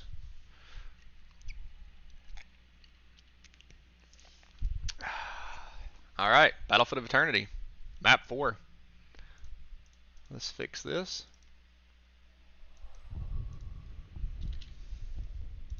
Boom. 2-1 in this round. It's his head. Is it his head? Looks weird. It looks weird, doesn't it? Maybe it is his head. His tail is way thicker. Look at his swim trunks. Oh, I see. Hey, I guess y'all are right. I mean, I've been wrong before. Back in '98, I was wrong once. So I guess it can happen again. So Joe and Murden banned out once again as our first two bans. The things that you think are his butt cheeks are his eyes. Yo, I've been thinking that was Murky's ass this whole time, bro. Not gonna lie. That is quite the day job. It's a great whiskey. My personal favorite is Angel's Envy, finished in rum cask. I've had Angel's Envy. I have. It's very good. But yeah, no, this is good. It's my first time having it. I'm enjoying it. Will they ban C10 Sylv? They should. They should ban it right here. But they don't. Ugh, man. We're going to see Anduin here again, and Blaze. Okay, Blaze and Anduin. Oh wait, they only get one pick. My bad. Just kidding. Are you keeping up with the Deep versus Herd case? I'm not. Please share. I'd love to know about it. Deep versus Herd. I'm trying to remember if I've heard that one. No, I haven't heard about that one. You never trust me.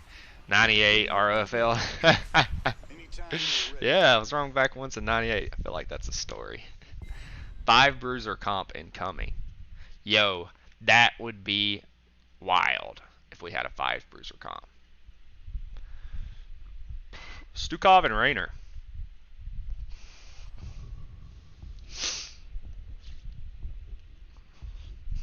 Barista. Nah, it's not a story. We will forge a great. Okay, so we see Kairu going to play the Varian this time. So Schumann with the solid race pickup. Stukov's fantastic on this map as well, but Blaze, Varian, Li Ming, very solid picks. Her lawyer's fake as fuck. How he passed bar, I'll never know. Oh, the Depp versus Herd. I got you. Yeah, I've been keeping up with it a little bit. Amber Herd and Depp. Yeah, you're right. My bad. That's why I was confused. Like, deep. Oh, and Mr. Executive gets banned out. So get that golden-haired boy out of here. Yeah. I see what you mean. A little bit. He does seem like he's a moron. You know, I was having a conversation about this the other day. It seems like quite often when you see these big televised, publicized trials, half of the attorneys you see are absolutely freaking morons. Like, they look like they never went to law school, nonetheless passed the freaking bar. Some of the stuff they say. But I don't know. I'm a litigator. I do a lot of oil and gas litigation, and you know, I'm not in court a whole lot, but occasionally, you know, that's what my wife does. She's a litigator as well. She's actually been on the road for the last couple days. Just got home tonight. Let's see, Uther picked up, and Tychus, nice, double support comp.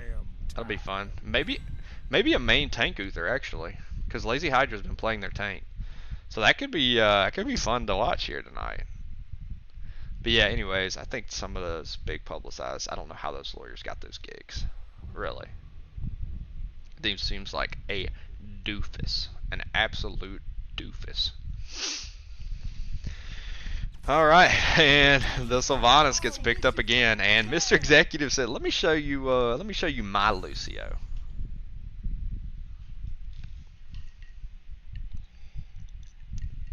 We were talking with Vega about it. Yeah, exactly. So looks like we got 70 viewers. Hey, that is awesome. I'm so happy to see so many people supporting NGS tonight and supporting these two teams. It's well deserved. They're playing phenomenal. Really enjoying this matchup. And Iki's gonna take the Hogger this time. So we see some hero trades here on each team. So yeah, we do see a main tank Uther. That's gonna be fun, especially into the Varian.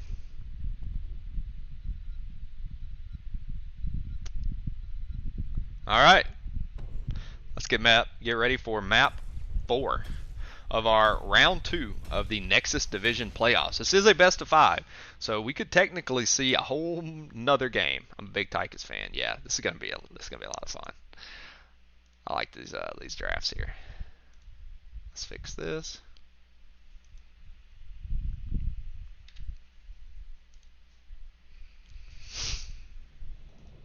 And so we see Kairu playing Varian this time, C1 playing the Li Ming, Mr. Executive been a star tonight playing the Lucio. Ellie playing the Sylvanas. Full on Grits playing the Blaze. We've got Eki playing the Stukov. Schumann playing the Rainer. Stark playing Hogger. Lazy Hydra on the Uther. And Glass Looter. Look at that boy. Look at that absolute stud. Or Chest Looter, I'm sorry. Look at that. Look at that stud with that cannon. Playing Tychus. Let's go back. Yeah, there's a lot of money on the line. Why she fired him, I'll never know. She isn't. And Li Ming's gonna start her poke.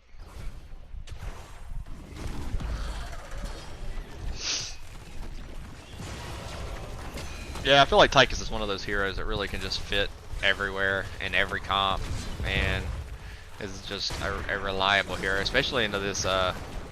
This variant's gonna be interesting. But I'm sure we're gonna see some spicy.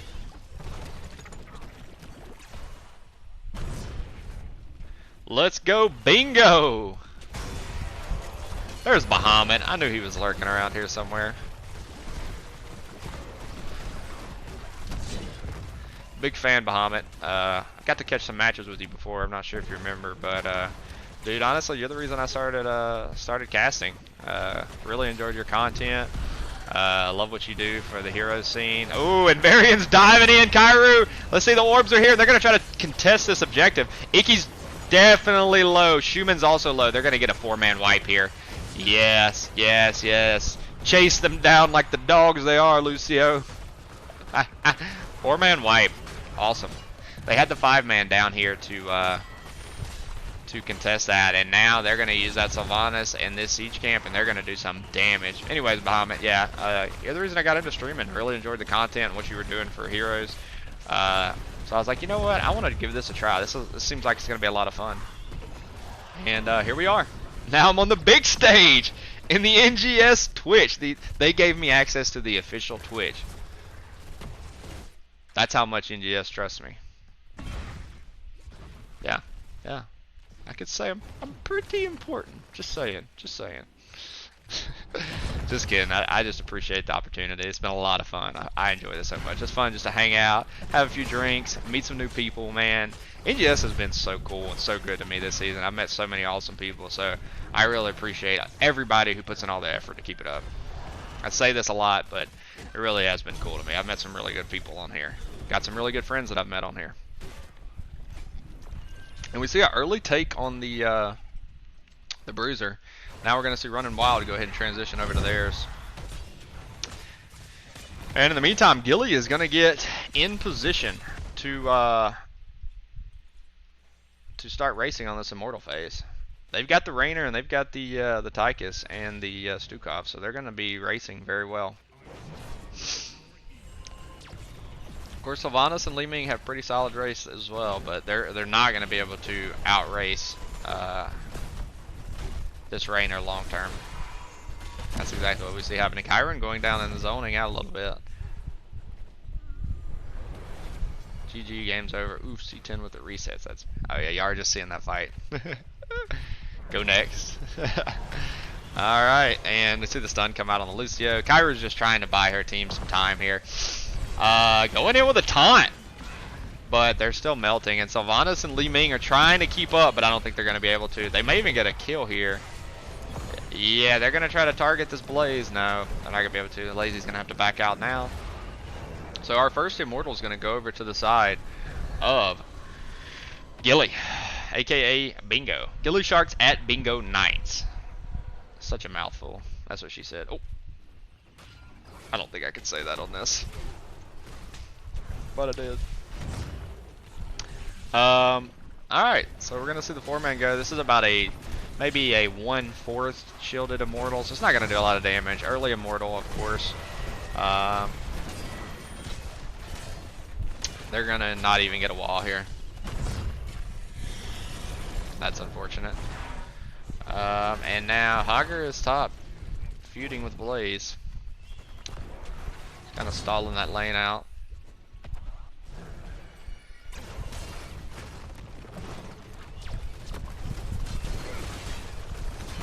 we got a 4v4 brawl down here for this fort.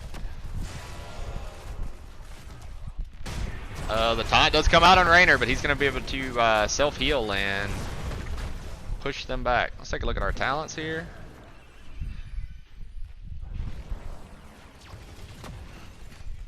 And we're going to see Running Wild go ahead and take this bottom siege camp. Uncontested, it looks like. Kairu zoning with Varian a little bit.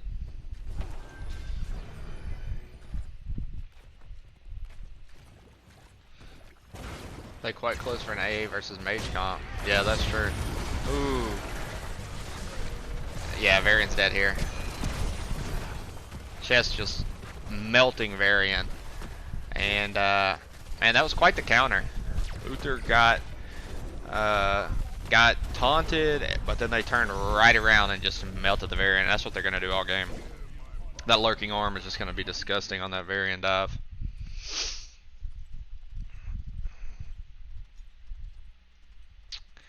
And our next Immortal phase is up in 15 seconds.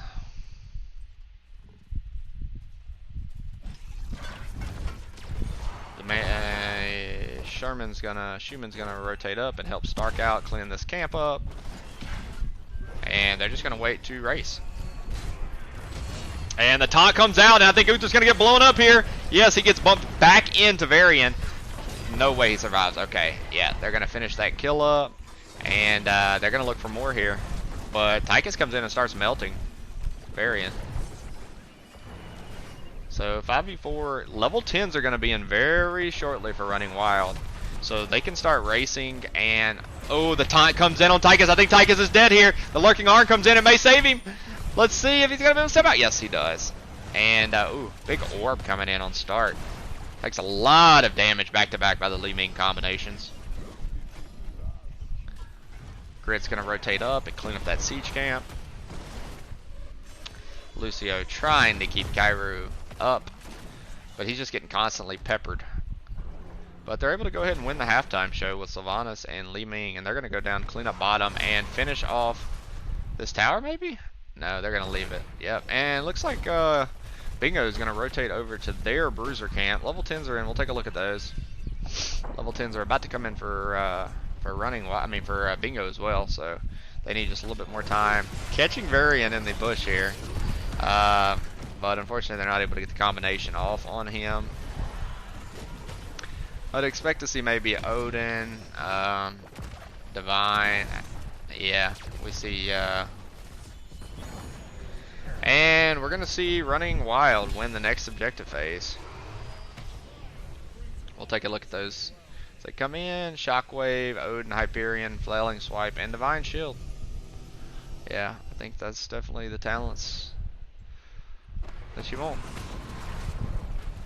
No surprises there. Could have maybe seen a Horde pull, but, you know, to go in on the Li Ming, but that's really all I would have expected other than that. And the Hyperion does come out defensively to start melting on the Immortal. And Stark's just looking at the back line to see if he could get one of those stuns off. And they're going to start working on this Immortal. So that was about a half shielded Immortal phase.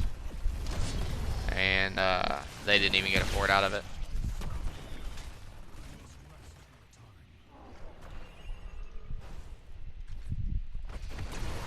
And Running Wild's going to rotate over to their bruiser camp.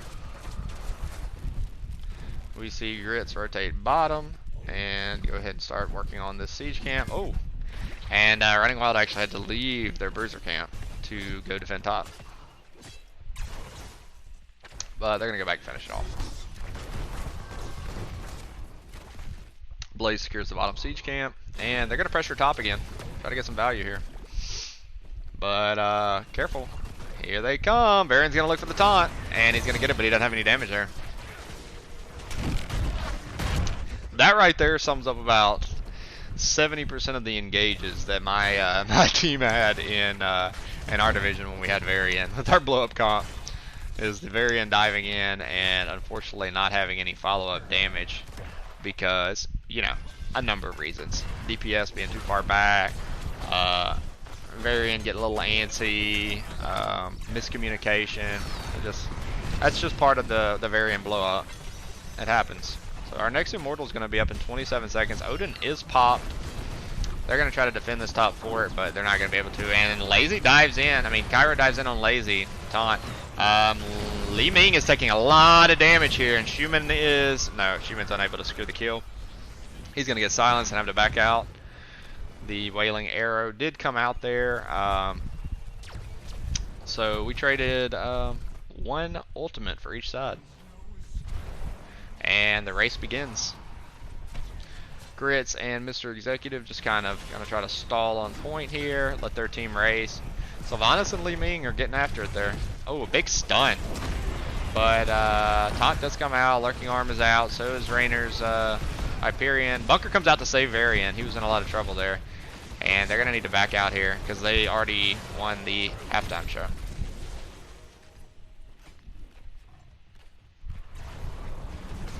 And now they're just going to poke. Each team playing defensive. Level 13s are in for both teams now. Let's take a look at those.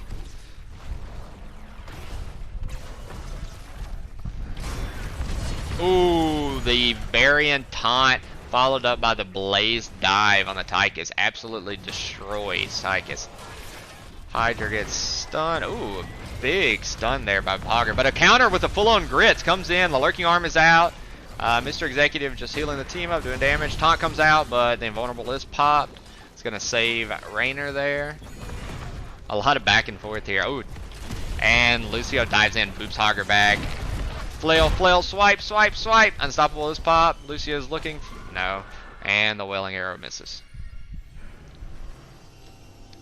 So every ultimate burned there. And, yeah. So, man, about a 3/4 shielded Immortal over to the side of Running Wild. This is going to definitely threaten this keep. I don't think they will get the keep, but they will threaten it.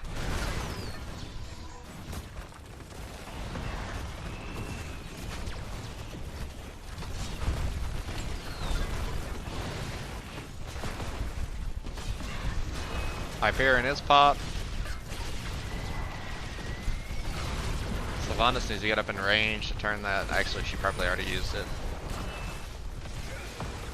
They actually might get this fort here. Oh, a big stun comes out by Hogger. He's going to spin through, and the Lurking Arm is in. Let's see if they're going to get a kill. Bunker has to be popped. But the Varian Taunt comes out, and wow, fantastic just boot back by this Stark and Schumann. Oh, man. Let's see if Sylvanas is going to die here. Nope. The little hot dog grenades almost did their job there. Ming's got to watch teleporting in. Often going to need that to get out. Yeah. She didn't go Calamity, did she? Yeah, she did actually. Or she's going to. She's got Wave of Force. And they're looking for kills here. Big silence error. Gets a 3-man silence. Lucio's able to boop him back. But Varian dives in, but he's by himself. He gets flailing swiped out. And Stark dives back in, but the counter taunt comes in. And the Invulnerable has to be popped. Ooh, the Blaze ultimate just... I mean, the Blaze dive just barely missed. If they would have... CC'd Hogger there, they would have been in trouble. And, yeah, they're going to just be able to walk out of there. They had level 16, so they were looking for the fight, but they just couldn't catch up with them. Take a look at those talents, actually. And, top damage right now. No, Tychus, actually. Let's see if they're going to invade this. You would have thought they would have ran at it right off the bat if they were going to. Said they're going to just finish off this bottom.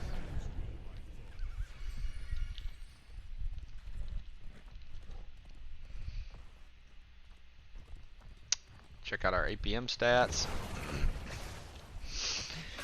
And Running Wild is going to rotate over to their Bruiser camp.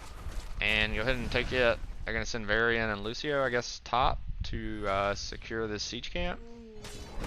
Fight the racers there. And held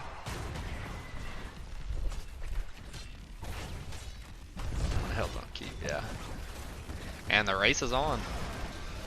Looks like they're just going to give the halftime show in favor of the camp. No, they're going to be here. Fight, fight, fight. Level 16 advantage. Let's see what they do here. Lazy Hydra gets taunted. I think he's going to die. Yeah, he gets absolutely obliterated. Now they're going to look for more. But they're all spread out, unfortunately. Ooh. Big slap. Stark's going to die here. Oh, very timely unstoppable. But he's going back the wrong way. Let's see if he bees. He should just be here. Oh, and in the meantime, Raynor dies. We didn't see that. So a 2-man there. They're going to go back now and race. Tychus is top pressuring. And they do have catapults on the core. But they're going to be able to clean that up, no problem. At this point, they need to take the advantage and go back and finish up the objective. Li Ming is back. Raynor will not be back for 12 seconds.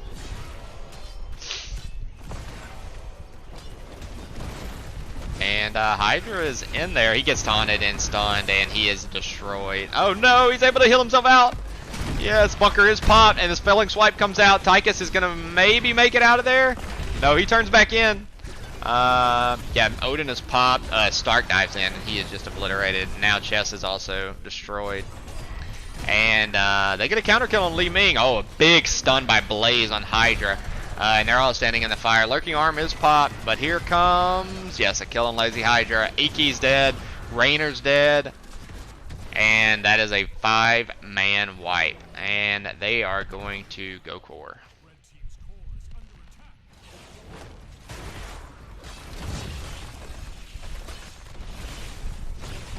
Let's take a look at all this chaos going on here, up close and personal. 70%, 60%, GG's over to the side of Running Wild. That is going to be a 3-1 victory. 3%, 1%. GG's. Awesome matchup. Congratulations to Running Wild. They are going to advance. Stick around. Don't go anywhere. We've got a post-game interview coming in very shortly.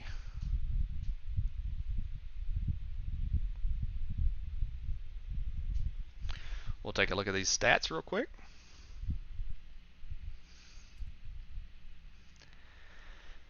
Top damage was the Tychus, actually. Mr. Executive once again showing why he is Mr. Executive on the heels. Blaze, top soak, and Hogger with the top siege. Here's a look at the talents.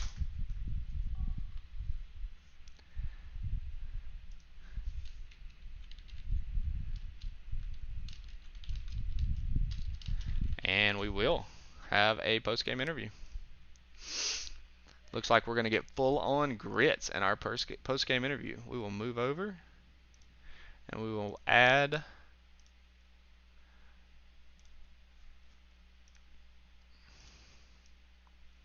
the Running Wild logo. Man, that guy looks pretty cool, doesn't he? All right, let's hop over, everybody.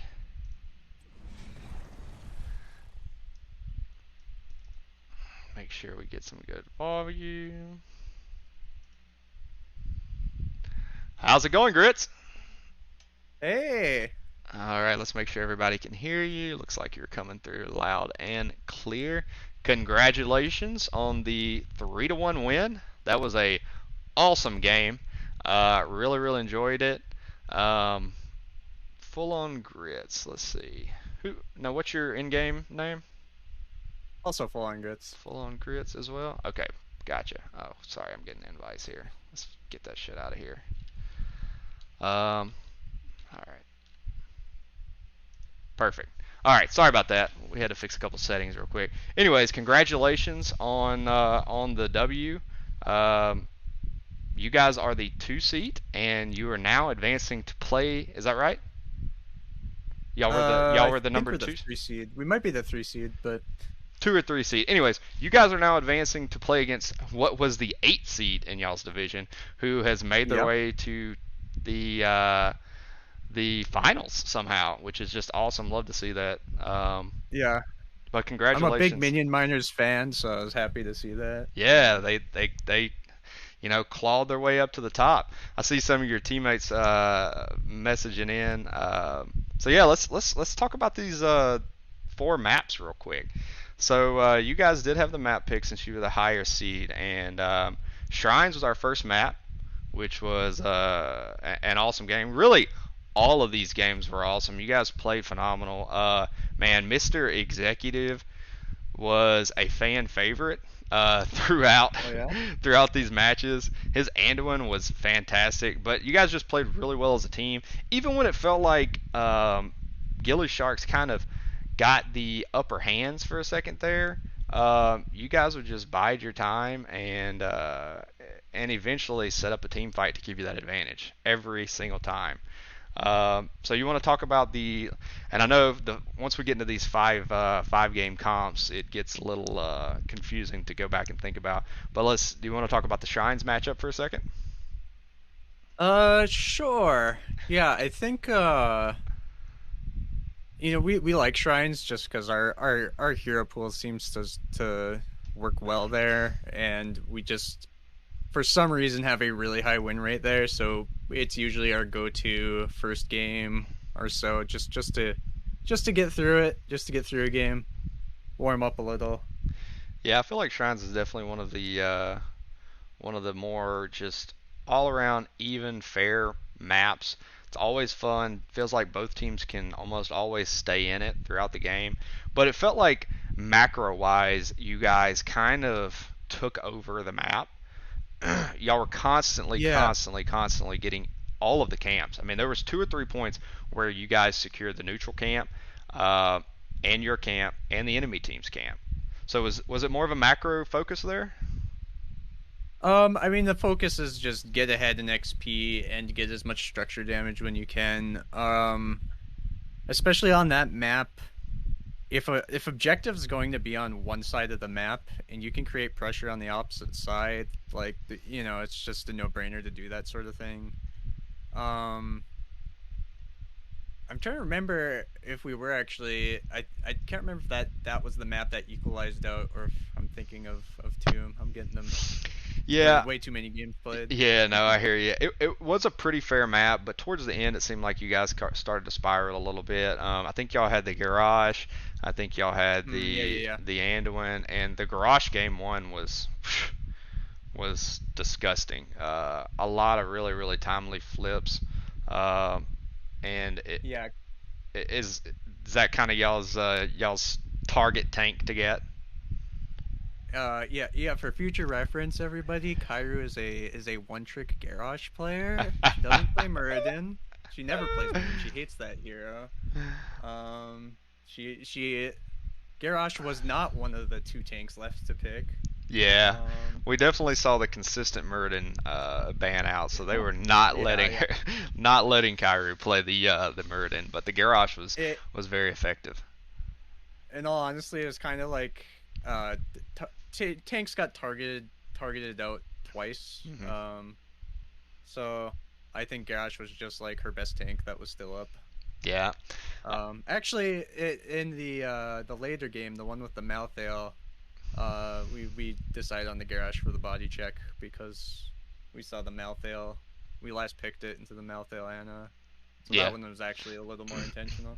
Yeah, and I think especially that game, I'm trying to remember if that was game 2 or 3, but it seemed like the Sylvanas Hogger combination was working really well into the Anna. I mean, y'all were just kind of making her life hell, diving in there into the Hmm. back line. And, you know, I always go back and forth on the blow up the tank idea, and that's what happened in that particular map. I don't remember if it was 2 or 3, but they went variant and they just kept trying to blow up Kairu over and over and over. And as soon as that happened, Yeah. Mr. Executive would hit the light bomb on Kairu to make sure Kairu stayed alive, but also got a stun or two off, and then immediately Hogger and Sylvanas would dive in the back line and kill Anna. And it seemed like that was something that Yeah. happened 2 or 3 times. Obviously, playing into an Anna, that's the ideal situation where you can just dive and destroy her and then pick off her team.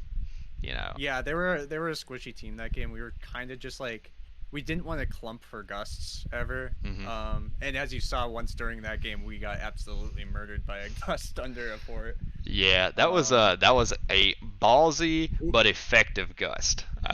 yeah, we called it out like 10 seconds before it happened Oh, too. really? That's why we were already backing up. Yeah, we would have committed to that fort if we weren't like, oh, they're gonna gust us. Yeah, Um, that gust was a very effective. I know we saw a lot of reaction in the chat to that, so that was fun. yeah, it was really good Was one. waiting on another one throughout the game, but unfortunately it didn't seem to come into factor too much. We saw it late game with that one kill that was able to be secured by Malthael and Anduin. But so Sky Temple, I think, was our longest game today out of the four. I think you Sure. guys made to level 23. Um, so that was a lot of fun. It seemed like at some point you guys just kind of were like hanging out around boss and not really sure Yeah. So what was our next. strategy there. Okay. So that was a tough one for us because they had Tyrael. So Yes. what we were doing Yeah. is we were just slowly hitting boss, hoping they would fight us, Yep. just trying to get them to fight us because we weren't actually going to try to take boss. We don't want point control on the Mhm. Tyrael. We're not going to cap that boss unless Tyrael's dead or on the other side of the map. Gotcha. So we were just slow burning boss, trying to force them to fight us. Um, yeah, that was basically what was happening there. If it looked like we weren't quite committing to it, it's because we were just slowly taking it. We didn't want boss to be dead before Tyrael was dead. Yeah, for sure.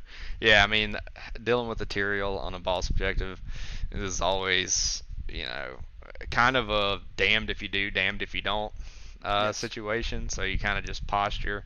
So that map was fun though. It was a lot of back and forth. I think that is the map that Gilly ultimately won. Is that correct? Yeah. Once again the Tyrael sank and Mm-hmm. the holy ground around the. I was trying to bunker this when the sanct was up as much as possible, Yeah. but the holy ground was often right on top of the bunker or next to it too, which was also a problem. Yeah. Um, Well, I'll tell you, your blaze was really solid. I thought you were going to struggle a lot more than you did into that Abathur comp. yeah, I mean, I think both times I played Blaze twice, right? Yeah, I think Yeah. both times. Really on Blaze, as long as you're taking whatever like damage mitigation talent you need for the game, Mm-hmm. you make team fights kind of hell for the other team. Oh, Um, 100%. Yeah. I So think I both played. games I went full oil just Yeah. because like all their damage was auto attack damage. So Yeah, I played Blaze a little bit this last season in NGS, and I had to pick him up kind of mid-season. I had never really played with him that much, but luckily I got some Zane kind of coached me up a little bit, hmm and basically forbid me to ever light my oils on fire. Said that is not the it's point of okay to light your Blaze. oils on fire as long as it's within the last half second of the oil being there. Yep. Yeah, he was like, quit doing that. You're ruining the Don't entire light them on point of fire right Blaze. away. Yeah. So Blaze was fun for me to learn though. He's just such a utility. He's got stun, he's got saves, he's got slows, he's got a lot of, you know, clear damage. So I always love watching Blaze. I think he's one of the better all around offlaners right now, and you played him very, very well. But I thought you were going to struggle into that Abathur comp with the double soak, but you didn't, man. You proved me wrong all that match. So then we went to BOE. Actually, we went to Tomb next, which you guys won there. You guys basically got the early level 20 and just it kind of snowballed. It seemed like. Yeah, we Uh, were trying to be as oppressive as possible with the structures and mhm. um Well, and the Sylvanas if worked out a lot for you guys throughout all of those mhm. matches. I was really surprised Sylvanas never got banned because she seemed to be very effective. I guess they just had It's too many targets to ban. yeah. I mean, it's not an uncommon ban against us. We literally have four Sylvanas players, so like Oh wow. Yeah. it's we've had pretty much our entire team play Sylvanas at one point in time as long as we've had this team, so Well, and then we moved to Battlefield of Eternity, and you know, obviously we watched that one. That last fight was fantastic. It seems like you two teams like to brawl a lot, more so than a lot of the other teams. So That's been fun throughout. But yeah, that last map was just really really fun. You guys ultimately ended up with the I think a 4-man wipe there, or maybe even a 5-man at the end. Yeah, I And think it was a whole 5-man, but it was spread out a bit, so some of them respawned. Yeah, I think the brawling just comes down to like it's a form of applying pressure too. yeah. A lot of times you can just force fights when your lanes are pushing. Hmm. Like we got some pretty gnarly I think it was on the Battlefield game. We got some pretty gnarly value just fighting them while we had Yep. uh Well, you got that just a top ton lane of pushed camps in pushing. early, Yeah. which really played out for y'all in the late game. But it's funny. We got to see Kairu kind of say, okay, well, we've been seeing you guys play Varian over and over. Now we're going to take it into a Uther main tank, uh, which was, So we weren't sure if the Varian was getting picked as a target to stop her from taking it too, because that's something we run frequently. oh, is Along it? the lines of the Muradin ban. Yeah. Gotcha, gotcha. Well, yeah, we got to see the Varian come out, and I thought that their race was going to kind of hold them up a little bit, um, which it did early, but it seemed like the further in we got, the race just kind of fell away. And the Sylvanas kind of semi-mage with the Li Ming. Ultimately, the team fights just kind of carried y'all, I think. And Yeah, with the race especially, like we just needed to get to like level 7 with yeah, the Blaze has the mitigation at that point, and they have a Rainer Tychus. As long as I'm just chucking oil all over that thing, their race is cut in half basically. yeah, and you were definitely able The to just first kind of stand in objective their that wasn't face. an option. Yeah, Yeah, yeah, you and Varian Kairu could just kind of yeah, stand in their face yeah. Our and plan was just to have our DPS race, and everybody else just annoys them on ours. well, Which isn't in the common strat, but yeah, well, it definitely worked out. So congratulations to you and your team. Y'all are gonna be moving forward to round 3, which is the finals yep, for your it is the division. finals. So good luck to y'all. 12 minutes out of 20. Can we do Thank 8 you. more? Yeah, Ellie wants us to go 20 minutes in this interview. I mean, we can hang out. I don't give a shit. What you want Pretty to talk? late. What do you I want to don't talk know. about? What do you want to talk about? Anyways, I mean, I don't know. move into let's move into the shout outs and then we'll wrap it up. So if you got 8 minutes of shout outs, go for it. 8 minutes of shoutouts? I mean, just a shout out to my entire team for, you know, keeping it together. We're just a chill group. We enjoy playing together. Um, it's just a fun time. Shout out to Minion Miners for just tearing it up the other side of the bracket. We can't wait to face them. Shout out to gillyShark for hopefully getting a bingo and giving us some fun games. So wait, tell me more about the bingo. What's going on with the bingo? Oh man, you don't know? I'm not Oh, I'm not clued in here. um, well, gillyShark in particular plays based off of a bingo board usually. So they're just trying to fill out their bingo board. No Um, way. All right, you got to explain that a little bit oh yeah, better. it's a fun time. You got to explain that a little bit better. They just have a bingo board online. And what's on the bingo board? Stuff like well, they said us banning their Morales was on there, so Okay. because we're so scarred from them juice pirating us once. Oh no, y'all got juice pirated. That's If you're awesome. wondering why we banned Morales on Yeah, team, somebody called it out in uh, chat. I saw that. yeah. But I don't know, stuff like, oh, this player can't play tank for the rest of the game or something like that. Hold on, someone just posted the Yeah, bingo there we go. board. Start got the bingo board. Oh, I don't have the code. Somebody's got to post me the code. All right. Well, anyways, while we're waiting on the code to be posted 30 seconds from now, GG's, you got all your shout outs out? Yeah. All right. Well, congratulations to y'all again. A lot of fun tonight. Thanks for having me casting. I'm new to casting, so it probably wasn't, the top tier cast that everybody would like to have, but I had a lot of fun. Really enjoyed it. Some high level play, which is always informational for me and a lot of my followers on here. So yeah, GG's to y'all. Good luck in the finals. Who knows? Maybe we'll pick it up. Yeah, thanks for casting us. We literally scheduled this like last night, so it's good that someone picked it up. We were literally trying to figure it out. The casters were trying to figure it out at 5 p.m. today, and I was like, Yeah. shit, my wife's gonna kick Yeah, my our ass. teams But could not figure out next week, so we were like, let's just do Friday. yeah, I was like, my wife's gonna Yesterday. kick my ass, but I'm gonna pick this cast up because it's gonna be fun. All right, man. Nexus is always a party. Nexus Division is always a fun. Oh, for fun sure, party. for sure. Y'all put on a hell of a performance. Well, GG's. Good luck in your finals, and I'll see you in the Nexus, man. Yep. Have a wonderful night. You too. Bye. All right. That's going to be it for us tonight. Thanks, everybody, for joining in. Oh, my God. That is the longest code ever. Hold on.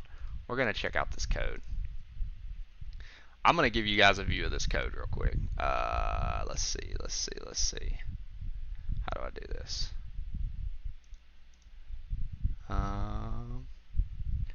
Window capture. Actually, let's go to this screen. We'll do a window capture. So I know you're all dying to see the boom.